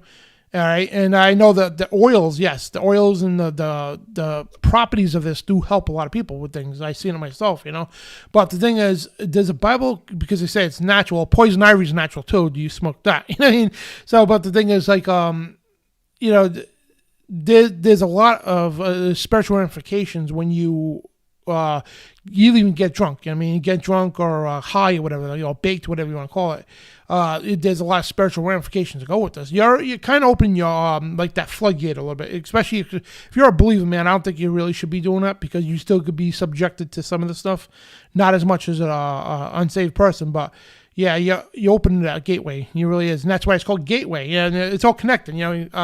Project Gateway. Yeah, gateway drugs and all that. Yeah, and they say weed is a gateway drug. I don't agree to it to an extent, but to an extent, metaphysically, yes, it is a gateway drug because in the spirit world, it is a gateway drug because it opens that gateway to these other worlds. But the Bible has a lot to say about this, and for God has not given us the spirit of fear, but of power. And of love and of sound mind. Keyword sound mind. What does sound mind mean? Sober. Sound mind means like focused on the word of God and have the right frame of mind, know what you're doing. And that was 2 Timothy 1:7. That was one of the first verses that popped in my head. And but the end of all things is at hand, and therefore be sober and watch unto prayer. 1 Peter 4:7. And be sober. And there's a reason why I'm saying that, guys. And again, it's not just from being sober or drunk, whatever, or high, blitzed or whatever, you baked or whatever they call in the drug world. Yeah. So, or high. What is it when you get off? I don't know. I'm not going to get too far into that without getting in trouble. Yeah. So, and he that has no rule over his own spirit is like a city that is broken down without walls. Proverbs 25:28. Now, here's the thing. This is going to, even a lot of Christians out there, right? This is going to really get to you. Now, again, examine that. Who that has no rule over his own spirit is like a person with a city that's broken down without walls. So, in other words, if you don't have walls and it's broken down, people got to come in just like, do what they want, and there's no security. So and people say, well, I need to smoke weed or I need to do this to cope with everything going on, to cope with all the stuff I'm going through. And I hear it all the time. I got some of my good friends and family that do this stuff, smoke weed mainly, but, and do all these things, right? Oh, I need it though, because it makes me less stress because I have to deal with a lot of crap and everything else. And right. So what you're doing is you're focusing, you're relying, okay, on these things, okay, to make yourself feel better. And this verse hits home right there. I mean, to the point. I'm sorry. I don't take any drugs. You know what I mean? But this verse goes right there. If you can't control your spirit, what makes you think you're gonna control anything else? So if you're relying off these drugs to make you feel better or help you cope with pain or help you whatever, you know what I mean? There's no control of you, you know what I mean? And it is. It's like a city in the spiritual world. It's like a city with no walls, and these manifestations are going to come and affect your life. And again, if you're a believer, it's probably not possess you, but they will other ways around affect your life bad, you know what I mean? And this is why spiritual warfare is important, you know what I mean? And besides knowing Jesus as Lord and Savior, you know what I mean? And I think spiritual warfare is the most important thing to learn, and that's what a lot of churches lack these days, you know what I mean? Because we need to know these things, you know what I mean? And Titus 2:6 says, young men likewise exhort to be sober-minded. Again, sober-minded. You know what I mean? Stay away from that stuff. And, granted, if you have a beer or two that's not what we're talking about. When people say, well, the Bible says drinking wine, to make your stomach feel better. It doesn't say get blitzed off it. You know what I mean? And then people say, oh, drink and be merry. They take it to a whole new level. Nobody's saying if you go to a wedding or out to dinner, have a couple cups of wine, have a beer or two. You know what I mean? Nobody's saying there's nothing wrong with that. We're just talking about the people who literally rely on the alcohol and the drugs and all that to cope with pain mentally or physically or both, or just to do it to get a high or whatever. You know what I mean? That's what we're talking about. You know what I mean? So, because we all be a hypocrite. I mean, like, me and John Pounds went into me and him met a couple of brews together, you know what I mean? And, nothing wrong with that. We didn't get smashed or buzzed or anything, and, it's just like, there's nothing wrong with that. But again, it's just talking about the people who rely on the stuff and like to party with it, you know what I mean? So that's what you got to be careful. And again, I'm not your judge, guys. You do what you got to do, And 1 Peter 5:8 says, be sober, be vigilant, because now this is the most, I think this is the really one at the home run verse right here. Be sober, be vigilant, right? And it talks about having that city. This goes along with the other verse. So yeah, the city without walls, all right, in Proverbs. And 1 Peter 5:8 says, be sober, be vigilant, because your adversary, the devil, is roaring like a lion, walking about seeking whom he may devour. So yeah, if you got those walls down, you're like, blitzed off your butt and everything else, or baked out of your gourd, right? Yeah, he's walking around. Oh, wow, there's an open gateway. Boom. That's why it's called gateway. And it's all connected. You know what I mean? Why do you think the CIA stumbled upon this stuff? And, the Soviets and Germans and everybody else.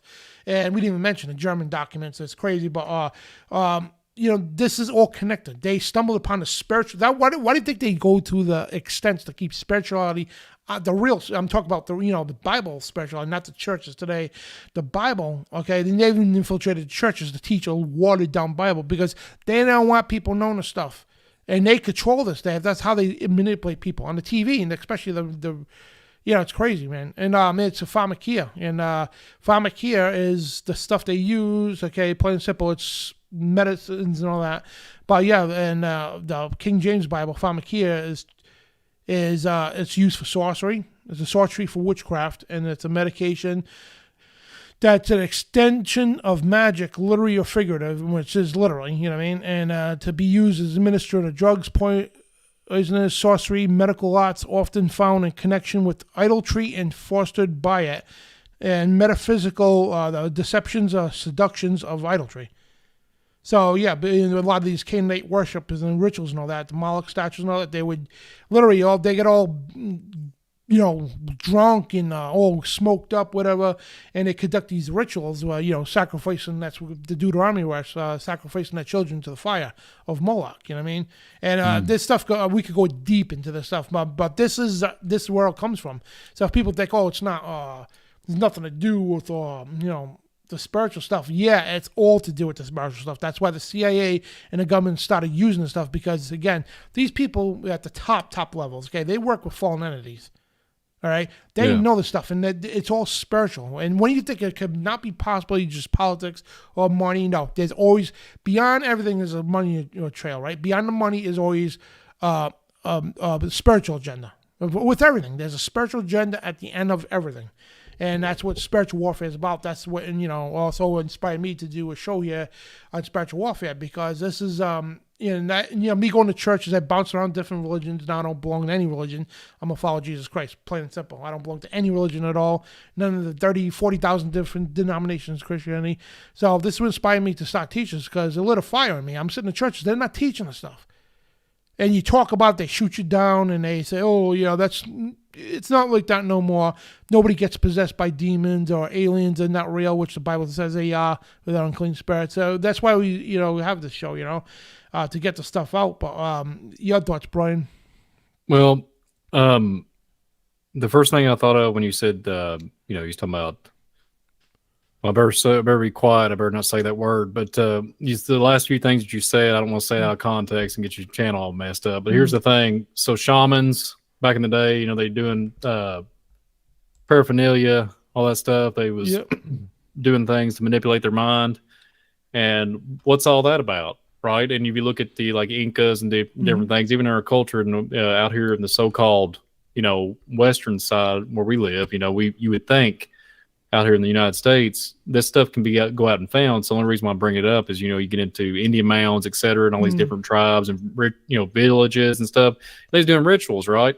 Well, here's some of the things that I cannot grasp. I can't grasp it. There's been many accounts where there's villages and stuff and people just disappearing, just vanish. The hog, whatever type of animal they was cooking on the fire or whatever, everything, it just vanished. Like they built their society up, built their village up, and then boom, they're gone. Just zeroed out. Like there's a bunch of documentation saying, hey, there was a ton of villagers there. They just bellied up and just disappeared, vanished. So what's all that about, right? Yeah. So it's like they're opening doors, is what I'm getting at. Gateways, whatever you want to get into. When it gets into spiritual applications, there's something there, especially when you're being defiled, like what we're talking about tonight. When you're all these things that we talked about tonight. What if we know that they've advanced way beyond probably 1,000 years of advancements since the documents that we showed you. I mean, upteen amount of data, probably. They're way beyond what they had back when we read these documents. So what if, to do with all this stuff, when it talks about, when I don't even want to get into that. I don't want to say a word because we're probably I don't want to go there. But what if the rapture, this whole rapture event, is some kind of nefarious, deceitful thing that would be wrapped into this whole narrative? And I'm just throwing it out there. If there's something inside of you that resonates with some type of alien, whatever angelic properties to it, that has all the things that we're talking about tonight wrapped around in a big old nice package, and then boom, you have some type of fake rapture of some shape or form, which they teach in the churches all the time, and that causing deception, right? I have a verse I was getting ready to share. Do you mind if I share it real quick? Yeah. If I can pop it up. Here we go. So for by him were all things created that are in heaven and that are in earth, visible and invisible, whether they be thrones or dominions or principalities or powers, all things were created by him and for him. Colossians 1:16. I want to share that because this is what I'm getting at, like in what you're saying. When you're opening doorways, like gateways, when you're opening up doorways, you're going to be defiled, right? Like you're going to, it's whatever you put in front of you, it's either for good or bad, right? And I've always made this, like an apple, we're not going to get into it. We talked about that show on the Rumble last night with the guys, but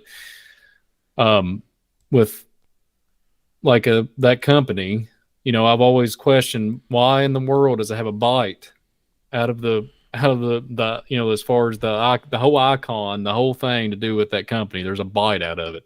You can do a lot of good with it. You can do a lot of bad with it with the internet of things. You know what I mean? So like whatever projects in front of you, your mind resonates with it, and you cannot get it out of your head. Anybody can say whatever they want to say. Everything that you've ever seen, your brain records it. It's the only problem is when you get older and your diet the fluoride, all these different things that are going against you, it dumbs you down. Yeah. So, you know what I'm saying? You can't think clearly. So, it's gateways. So like when we're looking at these portals that we're looking, I mean, I'm not trying to be weird, but these gateways, I mean, you can go into the technology standpoint. You can look at, they'll literally say gateway portal this or whatever, always do with these electronics, all do with these software. I mean, it literally tells you in the code, and it tells you they're literally gates. I mean, I know it sounds crazy, but then your brain is projecting it.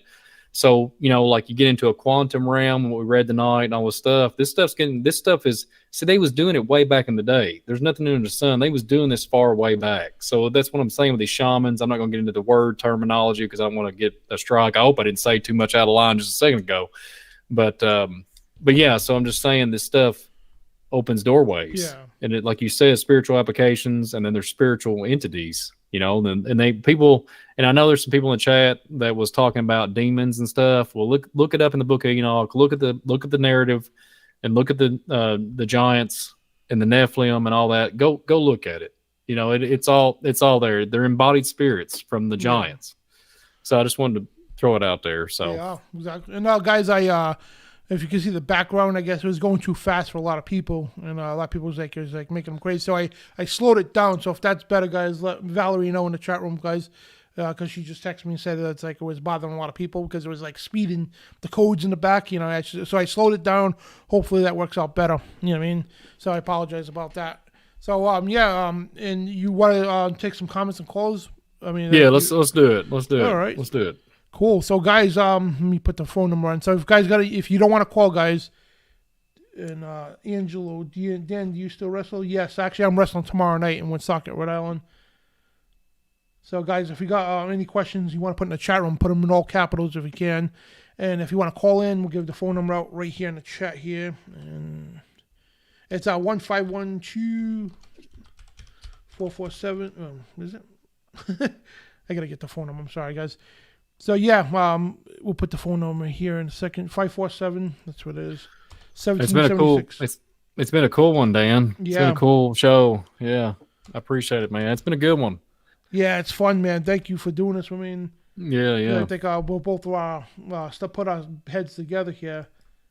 You know what I mean? So the number's in the chat, guys. It's 512-547-1776. So give us a call. I know somebody tried to call earlier, but usually it's Brother Tim. He's the first one to call. So it'd be nice to hear from you guys. And any questions, again, put in the chat. If you don't want to call, put in the chat room. So it'd be pretty cool. So, yeah, this whole thing is like, it's crazy. It's like, you know, the thing is, this is the base of what they call science fiction. And the reality about it is like, what's really fiction about it? That's the other thing, you know what I mean? Absolutely. So what I think, too, is they make these movies and all that to make light of it because a lot of stuff gets leaked. So they'll make a movie to make light of it, right? And, of course, add exaggeration to it to downplay it. So when it comes up in the conversation, again, you know, in the room where people go like, oh, that's not really real. Well, you talk about the stuff from Star Wars and Star Trek referring to those shows, or what we talked about today, right? Most nerds out there, oh, you talk about that show Stargate 1. Ho, you think that's real? Well, ho, where do you think that stuff came from? Yeah, we just showed you today where that came from, you know? And so Christina Ellie says, Dan, do you have the research from your study last year about cannabis smoking and the jing spirit? And if you do, please look. I can send you a PM. I don't have the research on hand. I've actually lost a lot of that stuff when I got all new equipment. During the transition of putting everything, you know, the hard drives and everything, I lost a lot of stuff. I don't have that. But what I could do, I could answer your question. It's like, the jinn spirit. The jinn spirit's like like what they call a genie or sort of. So, you know what I mean? It's like where the genie comes from. You make wishes, whatever, and then you know, the occupies Dybbuk boxes and all that stuff. But I tell you the truth, man. I mean, like that, I would not doubt, because the thing is, I know the cannabis stuff will help increase any paranormal velocity. You know, so I'm gonna call you. Call you. You're on the 402. What's your name? My name is Lori. Hey, Lori, how are you? Hey, I'm not too bad. How are you, Dan? Oh, pretty good. This is a call-in show, right? Yep, absolutely. Okay. So you on the air, and how you doing tonight and all that good stuff? Well, I was kind of really interested in Brian's topic tonight because I had suffered from epilepsy for a long time, and well, they said it was epilepsy, but they used to make you go in and do all these crazy tests. Oh. Well, I did find out that well, it was really I was being very demonic. I was being very, harassed by demons with that stuff. I am seizure free now, though. Oh, that's cool. That's awesome. That's. But I wanted to kind of ask you, because it's still kind of, and it goes through your. I've done a lot of. The Lord's helped me a lot with it, but it does pick up in your senses. That electricity does, and it will set off different types of attitudes and stuff too. Because it used to kind of like try to make me really mad, and I had to get really settled down. I had it since I was a little kid. But it was always going. And now, since they put those 5G towers up, the electricity's even got higher. So you have to kind of maintain your electricity in my brain. I do, because I don't take medicine for it. Yeah. And I have to pray through it all the way, because you guys, it can be a very, very strong attack. Well, I do know. I hope I'm not interrupt you. I do know that there is sensitive. People are sensitive to these devices and stuff, Wi-Fi frequencies and stuff. Like, and especially 5G towers. There is a thing about that where people are just they can't be around them. They get completely sick. They get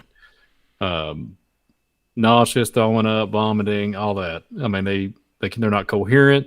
I mean, this is just healthy people with no issues. I have seen that. I have seen that. So it's crazy.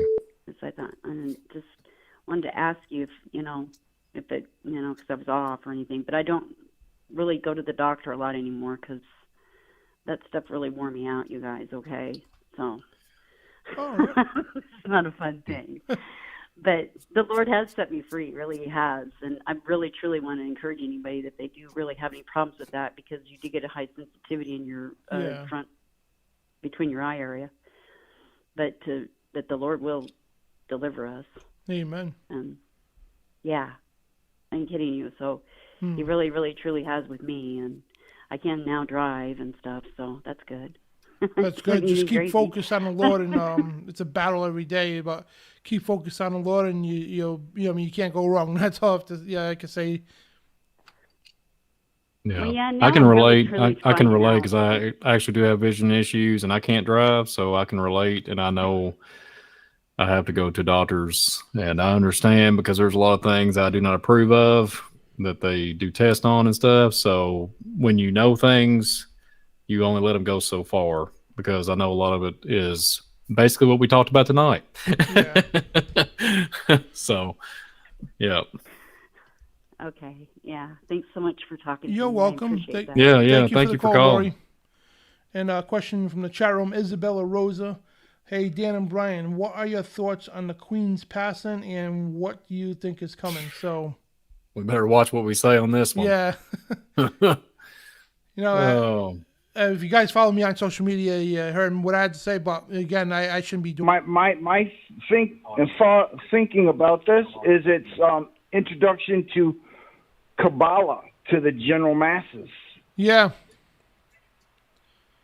I mean, if you think about it, I mean, the Stargate program. Yep. The Star Wars trilogies, all of that stuff. Mm-hmm. Oh yeah, the light side, the dark side. Between the Jedi and the Sith, the dark side and the light side. Mm. And our decisions are our decisions really ours. I mean, we're made to choose right now between bad and a lesser bad, and God says what He wants, and that's it. Yeah. Hey man, yeah, it's good. I was kind of like summarizing that, like, because like what they were doing is like some like high levels of Kabbalah too. You know what I mean? In the New Age, so it's all connected. You know what I mean? The New Ages do the same stuff, the remote viewing and astral projection, and a lot of Eastern religions do that in Kabbalah. Yeah. Yeah, and Kabbalah is thousands and thousands of millennia years old. I mean, past Babylon. And Kabbalah started in the garden. Yep. And that goes back to what we were talking about last week and when we were on the phone. Mm-hmm. With God has to shadow everything because, nothing is beyond our imagination. God even said that at the Tower of Babel. Yep. There's nothing that will be held back from them because they can, imagine to do anything. Brian brought up something about Babylon earlier, because I'm glad you made that connection too. Because Brian, what was you saying about that, Brian? Oh, I was just talking about that they're nothing their imagination they could not do now.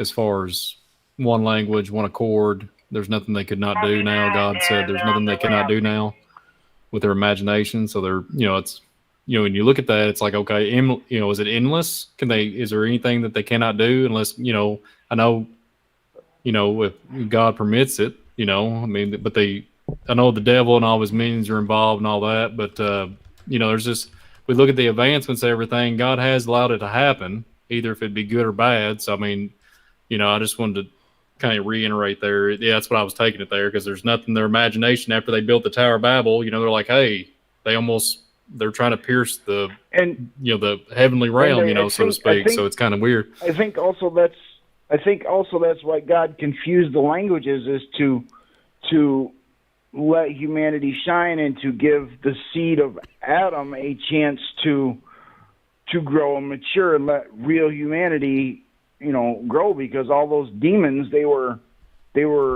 oppressing us, and Nimrod and all that stuff, they were just coming after us and not filling the earth and doing what God said. Yeah. And God had to put a stop to it because we were growing too fast. We were going right back to what we were doing in the garden. We were doing it too quickly. Yeah. I agree. And we're almost back to that again. Almost. And if God don't put the dam up again, we're going to destroy ourselves. Yeah. And he's going to have no choice but to judge mankind. And there's going to be that remnant that's left. Yep. Yeah. You're right, brother. And hopefully that we actually learn our lesson this time. Yeah. And do things God's way. Do Bible things in Bible ways and stop fighting with each other. Because I'm pretty sure God does not like the way we treat each other down here. No. Pretty sure it makes him sad. I'm pretty sure it makes him angry. Yet he's so patient with us. Yeah.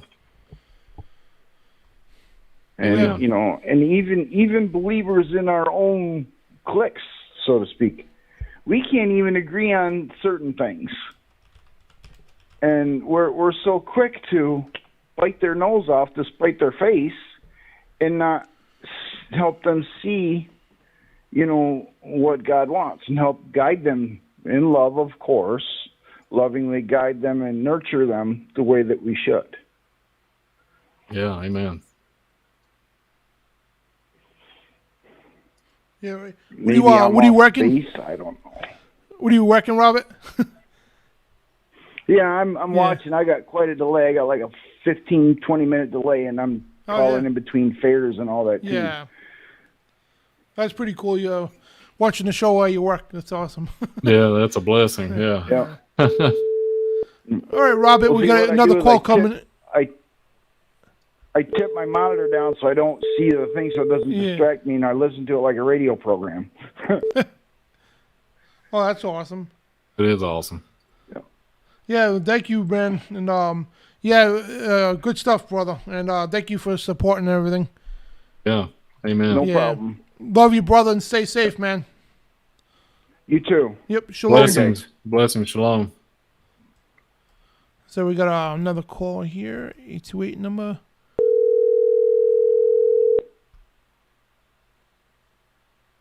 Yeah, make America godly again. You got that right, DJ. So I'm calling them back. Hi, Hello. this is Dan Bidondi. You're on the air. What's up, man? What's your name? Yeah, how you doing? Oh, pretty This good. is LJ. What is it? LJ. LJ. What's up? What's up, man? What's up? No, Hello, much. how you doing? I like the show tonight. Thank you. It was quite conversed. Yeah. But one thing we have to do is keep our minds on the gospel and the news, the true news, and keep on that righteous path. That's the only thing that'll help us. And to love one another as he loved the church. Mm-hmm. And we should be able to make it. But what's happening now is that there's judgment. Deuteronomy 28 and 29, the blessings. God said those are the things that when you do not do the things he asks. And then what's happening in our politics, that's all it's all been written before you and I or anybody else was born. These things were going to come. Yep. Now what are we waiting for? Another few more years until the son of perdition is revealed? Yeah. Yeah. These are the things that got to come. Yep. Don't get going caught with through your pants famine. down. All right. Thank you for your call, brother. It was an exceptional show. Thank you. I love you guys. Love you too, And man. have a very beautiful Shabbat. You too. Okay? Yep. Yeah, you too. God Be bless. blessed. God bless you. God bless you, Brian. And, Yeah, God bless you too, God my bless friend. Yeah, I met you a long time ago, Dan, when you were first starting to wrestle. Oh, yeah? My cousin, Steve Kern. Oh, all right. Where do you live? Huh? What state do you live in? He was with NWA. Oh, all right. Florida. We're talking all right. about the 70s and 60s, you know, Oh, before you were born. yeah. Good old Yep. NWA. Cool. So you have a very good time Thank you. You too. tonight. Sleep well and get some sleep. Absolutely. God bless you both. You too, Yeah, brother. God bless you too. Bye. Bye-bye. Bye-bye. All right, guys. So if you're listening, if you're calling, guys, she's, Issei on Shotsei, if you want to put it that way. Those gunshot wounds, they killed a lot of people. Those knots, So, just try to go easy with the medical stuff because right now, guys, please do me a favor because if you don't see us here on this channel no more, I'm going to put it in the chat room again. Please just take a second, even if you leave the show, right? Just we'll wait a second. I put it in the chat room, please. So please take a second, just click on that real quick, right? That link I sent you. Click on that real quick and hit subscribe. That's all you do. And then, hit back, and it comes right back to this.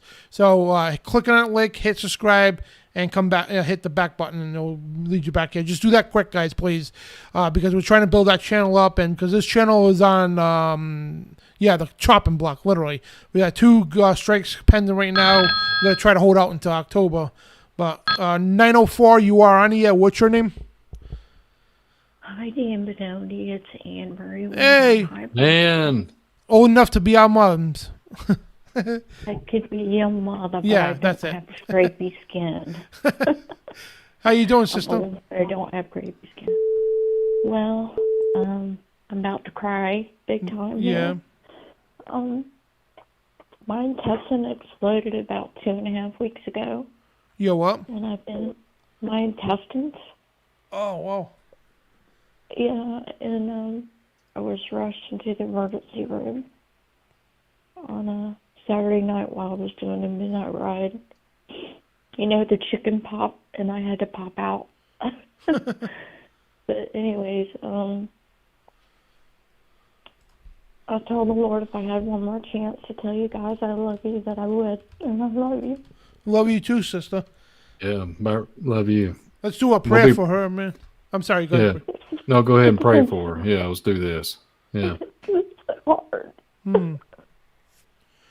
So we're going to pray for you, sister. And guys, everybody out there, and I know it's a 30-second delay, but please, if you do a mass prayer, we can help Sister Anne Marie here. So, Yeshua Messiah Jesus, we come before you, and please forgive us for our sins and our daily trespasses and all that bad stuff we do. Please forgive us once again. And Heavenly Father, we ask you, we come in your name for Sister Anne Marie here, Wilburn, and we pray that you could help heal her intestines and just help her, Lord, because right now she's down on her health and everything, and we ask you to lift her up in your power and your almighty strength, and to heal her wounds and with your divine blood. Just pour it upon Sister Anne Marie, and let your will be done. And whatever your will is for Sister Anne, but we ask you to please help her with her health, and and if not, hopefully, you could prolong her life a little longer, for us, and Yeah. And we ask you this in your mighty, powerful name. If you want anything, Brian, go for it. And also, I can tell in her voice that I can just tell that there's pain there and fear, but I know that, Father, there's joy and in your name, and you give us peace when we're in that state of mind. This flesh is nothing; it's temporary. I pray you heal her. I pray, Lord, not to let this world deceive her. And I pray, Lord, that she has her mind on Jesus Christ and walking that narrow path and just holding on to that garment. And I just pray that for really miraculous healing, because anything can be done. I know that no surgeon, there's no man out there can do anything. And I know that all that you can do, you can heal anything. And I ask all these things in Jesus' name. Amen. Amen.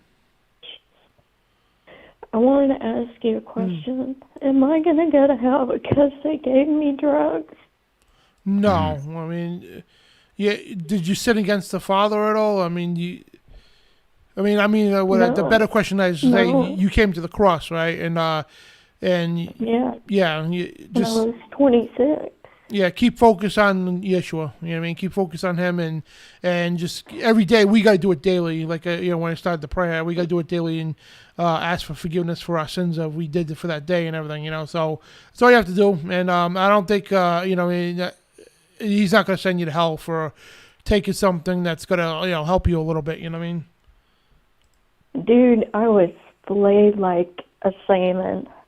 From hip to hip and from lower down all the way up top. Wow. I mean, laid wide open. Wow. And then left in the room for 4 days with no attention. So I forgive, and Brian, you were right.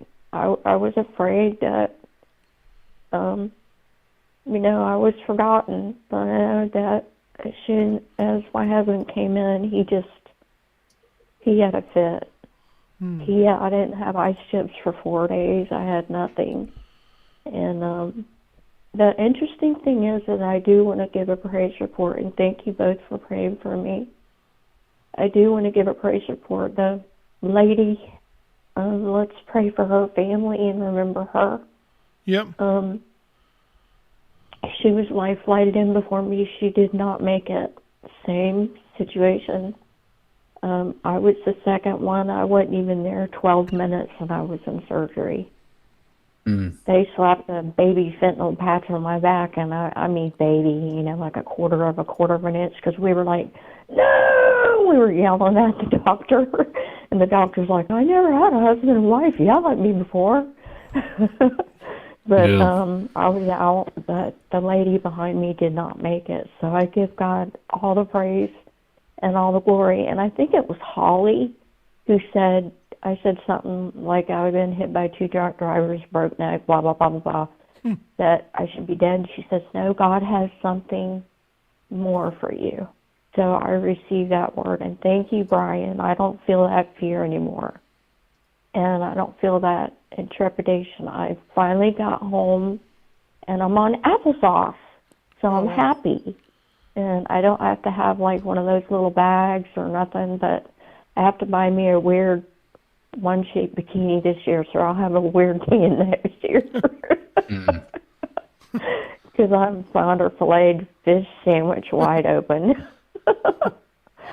Now, And, you're a good sister because, I mean, like, you getting cut open like that, you got to need something for the pain, you know what I mean? And I'm sure the father's not going to hold that against you. And plus, you wasn't doing it out of pleasure, you know? So I hate it. I hate the things the father hates. I don't even drink. Yeah. And I love the things the father loves. And here's another question. I won't keep you too long. I know that Feast of Trumpets and Feast of Tabernacles is coming up.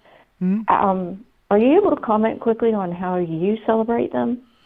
I personally, I'm still learning all these, these feasts and everything, and I really never took part of them, and I'm starting to learn them, and I pride myself completely away from all the secular, non-biblical holidays, but I'm still learning the feasts and all that, and the Sukkot and Passover, and I'm still learning all the feasts and what they are. So I'm slowly but surely. What about you, Brian? Yeah, real quick, Ann. You can call me I Anne-Marie. understand. I'm not trying to get you sad again, but Don't get me sad.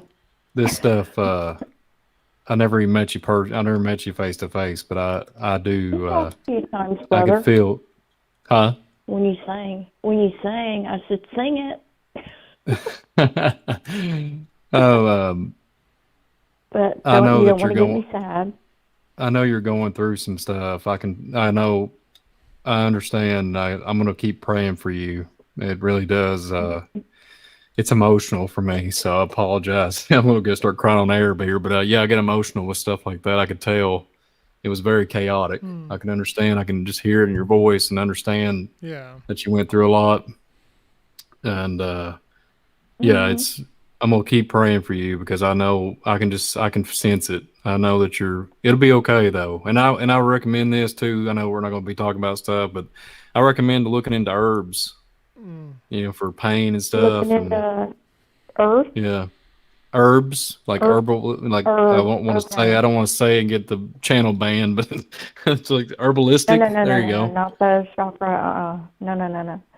I do the gardenia and the frankincense and myrrh and yeah. So so that's good. Yeah, I just wanted to mention that. But anyways, the question about the feast, we've been doing the feast for a few years now.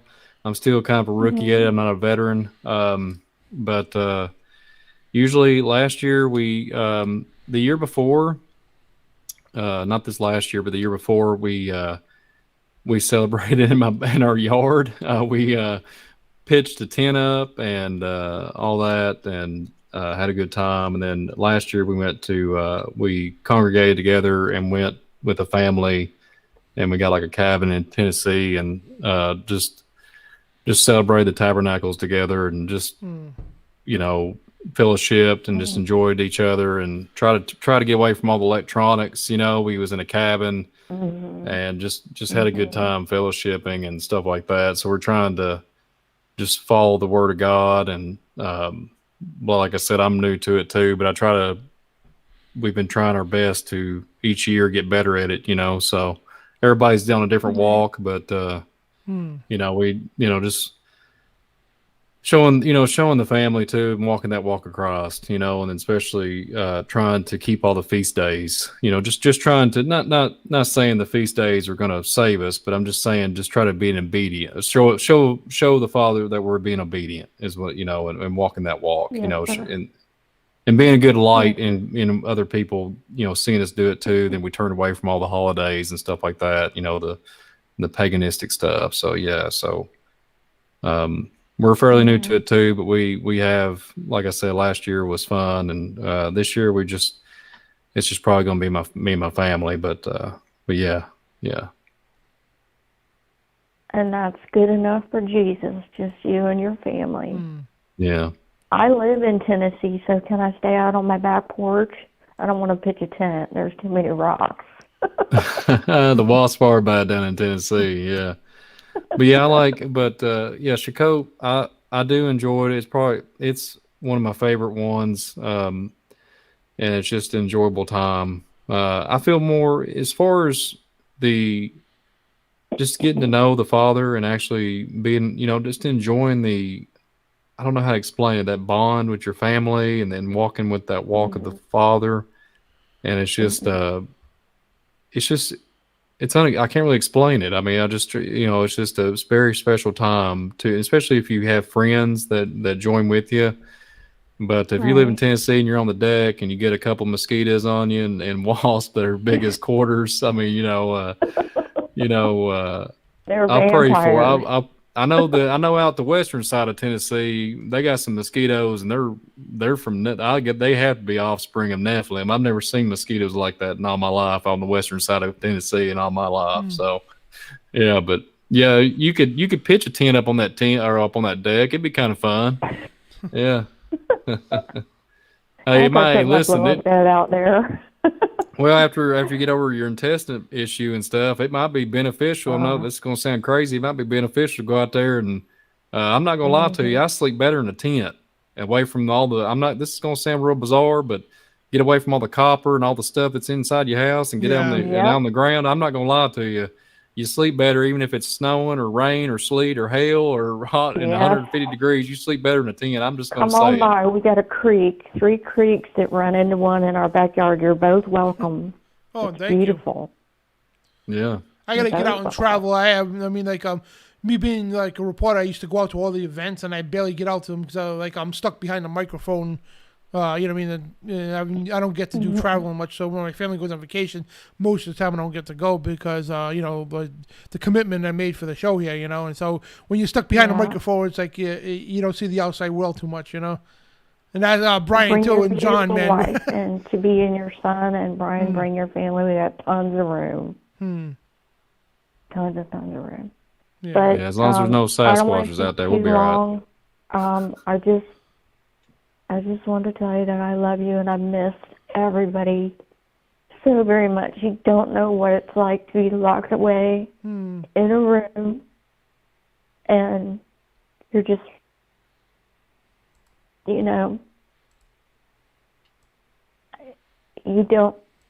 it's odd. And when you push the call button for the nurse, she'll be there, and then they don't come. And it's strange. And then you have a doctor that walks in and goes, whatever. Wow. And I'm like, wait a minute, I thought you were supposed to be the doctor. Where's my ice chips? So it was interesting. And yes, I forgive. And yes, I'm grateful. I'm grateful I survived. Amen to that. I'm grateful I've survived. Many don't. So I'm very grateful. But I wanted to tell you, Dan Bidondi, I love you. And I wanted to tell you, Visual Disturbance Brian, I love you very much. And I love all my Now You See TV family. And I haven't fallen off the round spinning globe. Yeah. It's flat. Thank you so much, and we love you too. Yeah, we appreciate you calling in, and man. I'm sorry I don't keep up the emails that much. I know you email me, but it's just like a lot of stuff going on. But I do know I care about you. I love you. So, and we're going to pray for you. Okay, thank you. All right, love you guys. Yeah, love you too. Shalom. Okay. Yeah, so my buddy Dan's going to call in quick. My Dan, cool, he lives in here, Rhode Island too. Got a lot of Rhode Islanders listening. So yeah, and Dan, give us a call, man. So it's been a good show, really. Like the time because right now we'd be just starting. Yeah. So that's pretty cool. How y'all doing? You got your coffee? Yeah. Hey, y'all gotta. Well, I'm not gonna tell you. It's gonna be a surprise toward the end of the show. So if you're asleep, you might wake up. Yeah. I turned it down a little bit on the feed. Yeah, you should have. Dan, you shouldn't have threw it down, man. You should have cranked it up. Yeah, I can do that. Oh man. Yeah. Yeah, we're still working the kinks out, guys. So I wouldn't consider that a kink. Let me turn that volume right back up again. But no, that's good calls, man. Yeah. I was just going to throw a scripture up. I actually had like 8 scriptures left. I mean, why not? Yeah, rip them up, man. I mean, let's rip them up. I'll wait for. Yeah, rip. I'll wait till I'll wait before somebody calls in real quick. My buddy Dan's supposed to call in. Yeah. So yeah, man. So guys, like about also the Queen too that passed away. Yeah, you know what I mean. Like my human side's like, you know what I mean. Like was just slashing out like the heck with the Queen and everything else. But you know what? Let the dead bury the dead. She's gonna face her judgment. You know, and the thing is, like, she did quote things about saying, Jesus too. But the thing is, you all gotta remember, right?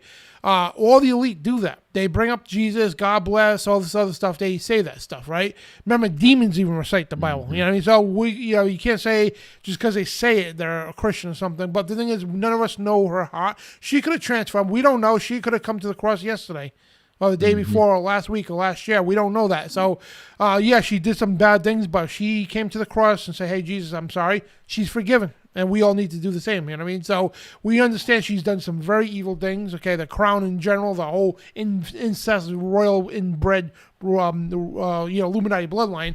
We understand what they do and the evil they cause and the death they cause. But the other thing, too, guys, when somebody comes to their death, well, we hope that she woke up. You know what I mean? Because you don't want to see anybody in hell or eventually the lake of fire. Even Hitler, people like them.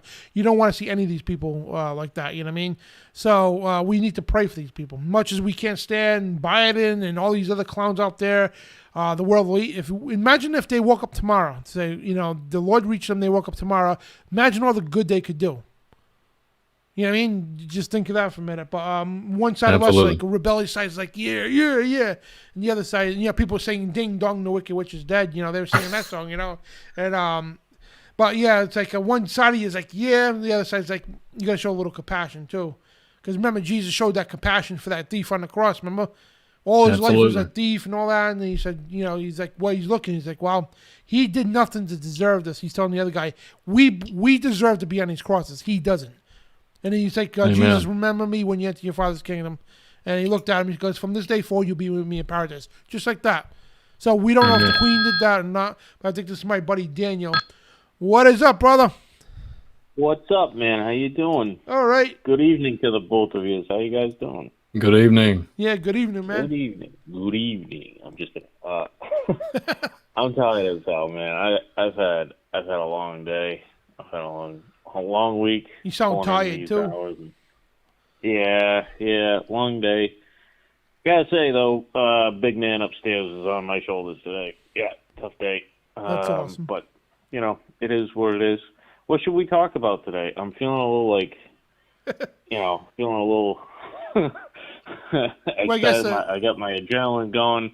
I'm supposed to be sleeping right now, so I got like the last minute, jitters. What's going on? Well, you mentioned in the chat about the Queen, right? Yeah, no, listen. Rest in peace to the Queen. It's always tough losing somebody. She's got family had her, so it's always tough losing somebody. But listen, I got 146 plus years of 246 plus years of not giving a crap about the Royals. Yeah. So I don't really care what William does. I don't really care what Kate does. I don't really give a crap what anybody else does over there. Yeah. Doesn't concern me. How I see it is, we separated, to not care. Yeah. So, sucks. You lose, a family member and whatnot. And you're right. God's gonna judge her when, he's ready to make that judgment. So, yeah. That's it about that. Okay, bye. No, other than that, man, I don't know. I heard, I think I was talking to you about, not to get political right now, but I got to bring it up because it kind of goes hand in hand, right? Me and you talk about it a lot. If you have people running for office here, right? Yep. Anywhere, not just here in Rhode Island, but if they don't follow, word for word, the Bill of Rights, okay, the Word of God, basically what we have here in this Constitution. Yeah. All right. If they do not follow that, then they should not be running for office. Am I right? Yeah, 110% dead on right. Yeah. I mean, so we have the Bill of Rights for a reason. Well, for thousands of reasons. basically the Bill of Rights outlined what we didn't have, when we were under a crown. So people should look at that. They're not just worthless pieces of, paper or just words. You know what I mean? They're rights given to you by God, because we didn't have those rights under a monarch. And so I listened to that girl that's running here for governor. God help her. I mean, she's not going to win anyway. You're not going to beat the machine. Yeah. But, I did listen to that interview that she was having. And I guess the interviewer, Laughlin, says, people think you're a little squishy on the Second Amendment. She goes, no, I don't think I'm squishy. So he outlines, the different things within the new firearms bill that they passed. Oh, yeah, it was 3 bills. One was 18 to 21 to purchase a weapon, and no more open carry of firearm, long arms, shotguns or rifles. And the third one was a high-capacity magazine bin. Yeah, so she says, right? So and anybody can actually go and look back at the interview. I think they can go on his site and listen back to it. Anyway, so she goes, no, I don't think I'm squishy. I think I'm pretty black and white, however she put it. But she did say, oh no, I'm not squishy. So automatically, when a politician says, "Oh, I'm not squishy," well, they're definitely squishy. Whatever that. Something. Right? John Laughlin was the only one that got these answers out of her. And I asked her. Yeah. Many other people asked her. She avoided anything to do with guns like the plague. She didn't even show up to one single rally. Ashley Callis, that's her name. She's a Republican nomination. But yeah, go ahead, Dan. Yeah. So she better not show up now, because she's. I mean, I don't know. I'm a libertarian, so I hate everybody equally, so it's cool. So she says, well, the first one I definitely would have signed anyway, because I don't understand why anybody needs a long gun. And I just, my jaw dropped when I heard it. And then, 5 minutes when I was listening to her gab, I had to, turn it off. Right then and there. You just said that you weren't squishy, which meant that you were. And then you just went back on yourself. So I can tell you why, we need long guns, or why it's our choice. Because we can, lady. Because we can. It says it in, it says it in the Second Amendment. Not to cut you off, she said that out of the 3 bills, because the question was, if you were governor, what would you have done if these bills were on your desk? She said, I would have passed 2 out of 3. She would have passed, she goes, I don't think people should be walking around rifles. And number 2, you should be 21 before you get a gun. So right then and there, and she goes, she would not pass the magazine bill. Then she goes on to say, well, mind you, she's not even from Rhode Island, right? She said, they would have never, if I was governor, they would have never made it to my desk. And John Laughlin was like, apparently you don't know Rhode Island. And I started laughing because he's right. And Laughlin was holding his ground with her, man. Because all the people in the gun, there's a lot of people in the gun clubs like, oh, I'm still voting for her or whatever. But that loses my support. I'm voting for Paul Rihanna, my buddy there. I don't care if it's a wasted vote. What people say, I could care less. I am not voting for a sellout, and she's not even from Rhode Island. That's the other thing that makes me sick. You know what I mean? And people, your buddy too, Jessica Dela Cruz, right? Why didn't the GOP, right, pick somebody that everybody in Rhode Island knows, who's popular, outspoken, a champion for our rights, right? That's just Jessica Dela Cruz all over, right? Why didn't they pick her? Oh, she's too young to run. But yeah, you're going to take somebody from out of state to run? Just because she's a millionaire? Yeah. Yeah, no, I got the answer for you, because they want somebody that can bend the lines. Yeah. You know what I mean? They don't want somebody that's godly. You know Jessica Dela Cruz. Yeah. You know her, okay? Yep. And she is a God-fearing woman. Yep. She is principled to the T, and she don't sway for nothing. And just for anybody to understand, so she was one of the very few, right, when the abortion issue was coming up and it was going through the process, she put an amendment through. Well, at least can we put the child to sleep first, at least so that they don't have to feel the pain. Do you know for anybody listening in the chat, anybody listening out there, do you realize that they voted that down? They voted that down, so that we can't even put a child to sleep first. Now, whatever you think about abortions, right? Is what if this was like a puppy dog or a seal pup or I don't know, a kitten or something? Would you think differently? So it's like, you know, so definitely she has the ability, with God on her side, to be a true leader. Yeah. She kind of reminds me of almost like a Thomas Sowell. Her husband's a pastor too, a reverend. Oh yeah. So I mean, you know, is everybody perfect? No, and God knows that. But this lady here, this Kalis or Kalus or whatever, you know, it's odd because she has an R next to her name. Yep. She's not a Republican. You know, and but people are going to gravitate to her. So I ask you, anybody who believes in Christ and believes in that it's, you know, His word and nothing else, or, you know, if you truly believe in Him, don't follow these fakes.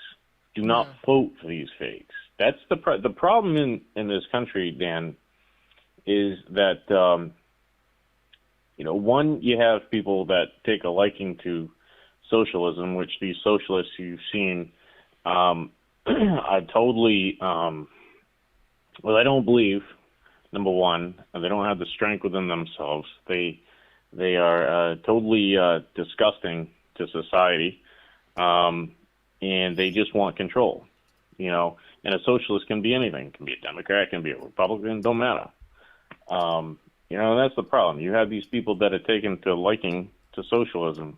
You know, first that's the real true danger. It's not a MAGA Republican, right? It's not Antifa. Yeah. The real problem is, excuse me, it's people voting and liking for the socialism shit. Yeah. And that's the thing. These two parties are the same, man. These two parties are the same. They're evil. They have evil intent. But you know, God puts these challenges on our plates for a reason, in order for us to learn. He understands that there's going to be certain evils in the world that we can't just lean on Him. We have to learn. But if you follow Him, if you stay patient, yeah. You know. Hey, can I ask you something, brother? Do you want to come on my new show Monday and let's just do a whole talk about all this? Yeah, because we're at the like really at the end of the show here, so I just wanted to wrap up and all that. But because I'd love to get your input. And Dan here, he's a good friend of mine, and me and him are like-minded. Well, when it comes to independent constitutionalists, we go right down the middle, both of us. And I would love to come on Monday. We'll sit and chat about the governor and all this stuff too, because that'd be awesome for that type of show. You know what I mean? So that's awesome, brother. Yeah. What time's the show at? It starts at 8. 8 o'clock at night? Yeah. Yeah, I can. Yeah, I don't even know why I question that. All your shows, all your shows. Yeah, that was a dumb question. If there's anything such a dumb question, that was a dumb question. I'd love to, man. You know that. You know, I always tell you if I'm able to, I can always jump on. All right, cool. You know, I didn't mean to cut you off, man. I know I'm not a a huge fan favorite out there. I get it. You know, I have a lot of different opposing beliefs and whatnot, and but that's what makes this country great. You know that, man. You know, that's what makes this country great. Yeah. Is that you don't have to agree on every little certain thing, but you know, if there's anything that I can tell people out there, one last thing before I go, is that I have found myself with a very difficult life. Okay, I was always finding myself trying to rush to get things done my way, kind of rebellious in a way. Sometimes it's good, sometimes it's bad. But a lot of things in my life have happened recently in the last, I'd say 5 years, right? Just to narrow it down. I've learned to be patient. And something told me this time last year to just be patient. And it wasn't something, it was somebody. And you just have to sit back and say, okay, I will listen for this this time. All right? Hmm. And you have to kind of stop making that a regimen for yourself, because he knows if you start getting ahead of yourself, you're going to snowball. And you just have to be patient, you know? Yep.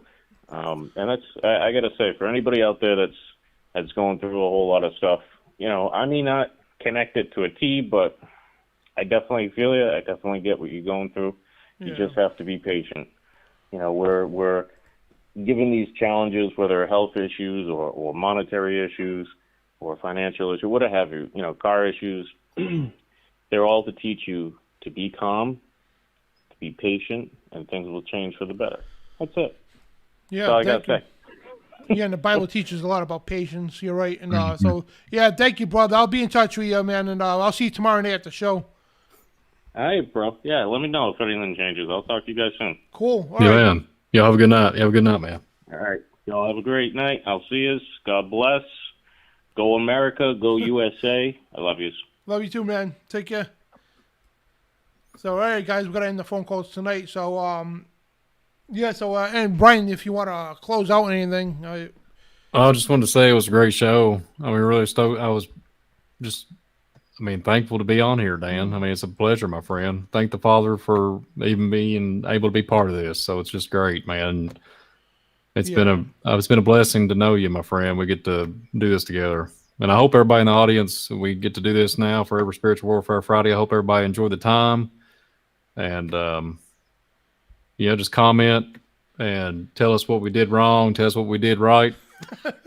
And we'll critique it and all that good stuff and roll on. So, yeah, it's a blessing, man. It's a blessing. I thank you so much, Dan. Seriously. It is, yeah. And thank you, man, all the hard work you put in. And we're teaming this thing. And we got John Hall as our cheerleader, man. And guys, before we go, if we this is very important, right? And if everybody could just join us, please. And, Father, we come before you again, and we ask you in your mighty name, because of the relentless attacks against Now You See TV, they are hammering the YouTube channels and the websites and everything else. We ask you, Father, that you could protect their websites, protect their platforms and everything, the ministries, the people involved with them, the whole crew of, on Now You See TV and all the shows that are associated with them, like such as this show here, Visual Disturbance, and all the other Remnant Restoration, Cutting Edge, and the whole 9 yards, and FOJCRadio. Protect us all, Lord, to be that minister of truth out there, because there's not that many out there, and we need these platforms and to promote your word.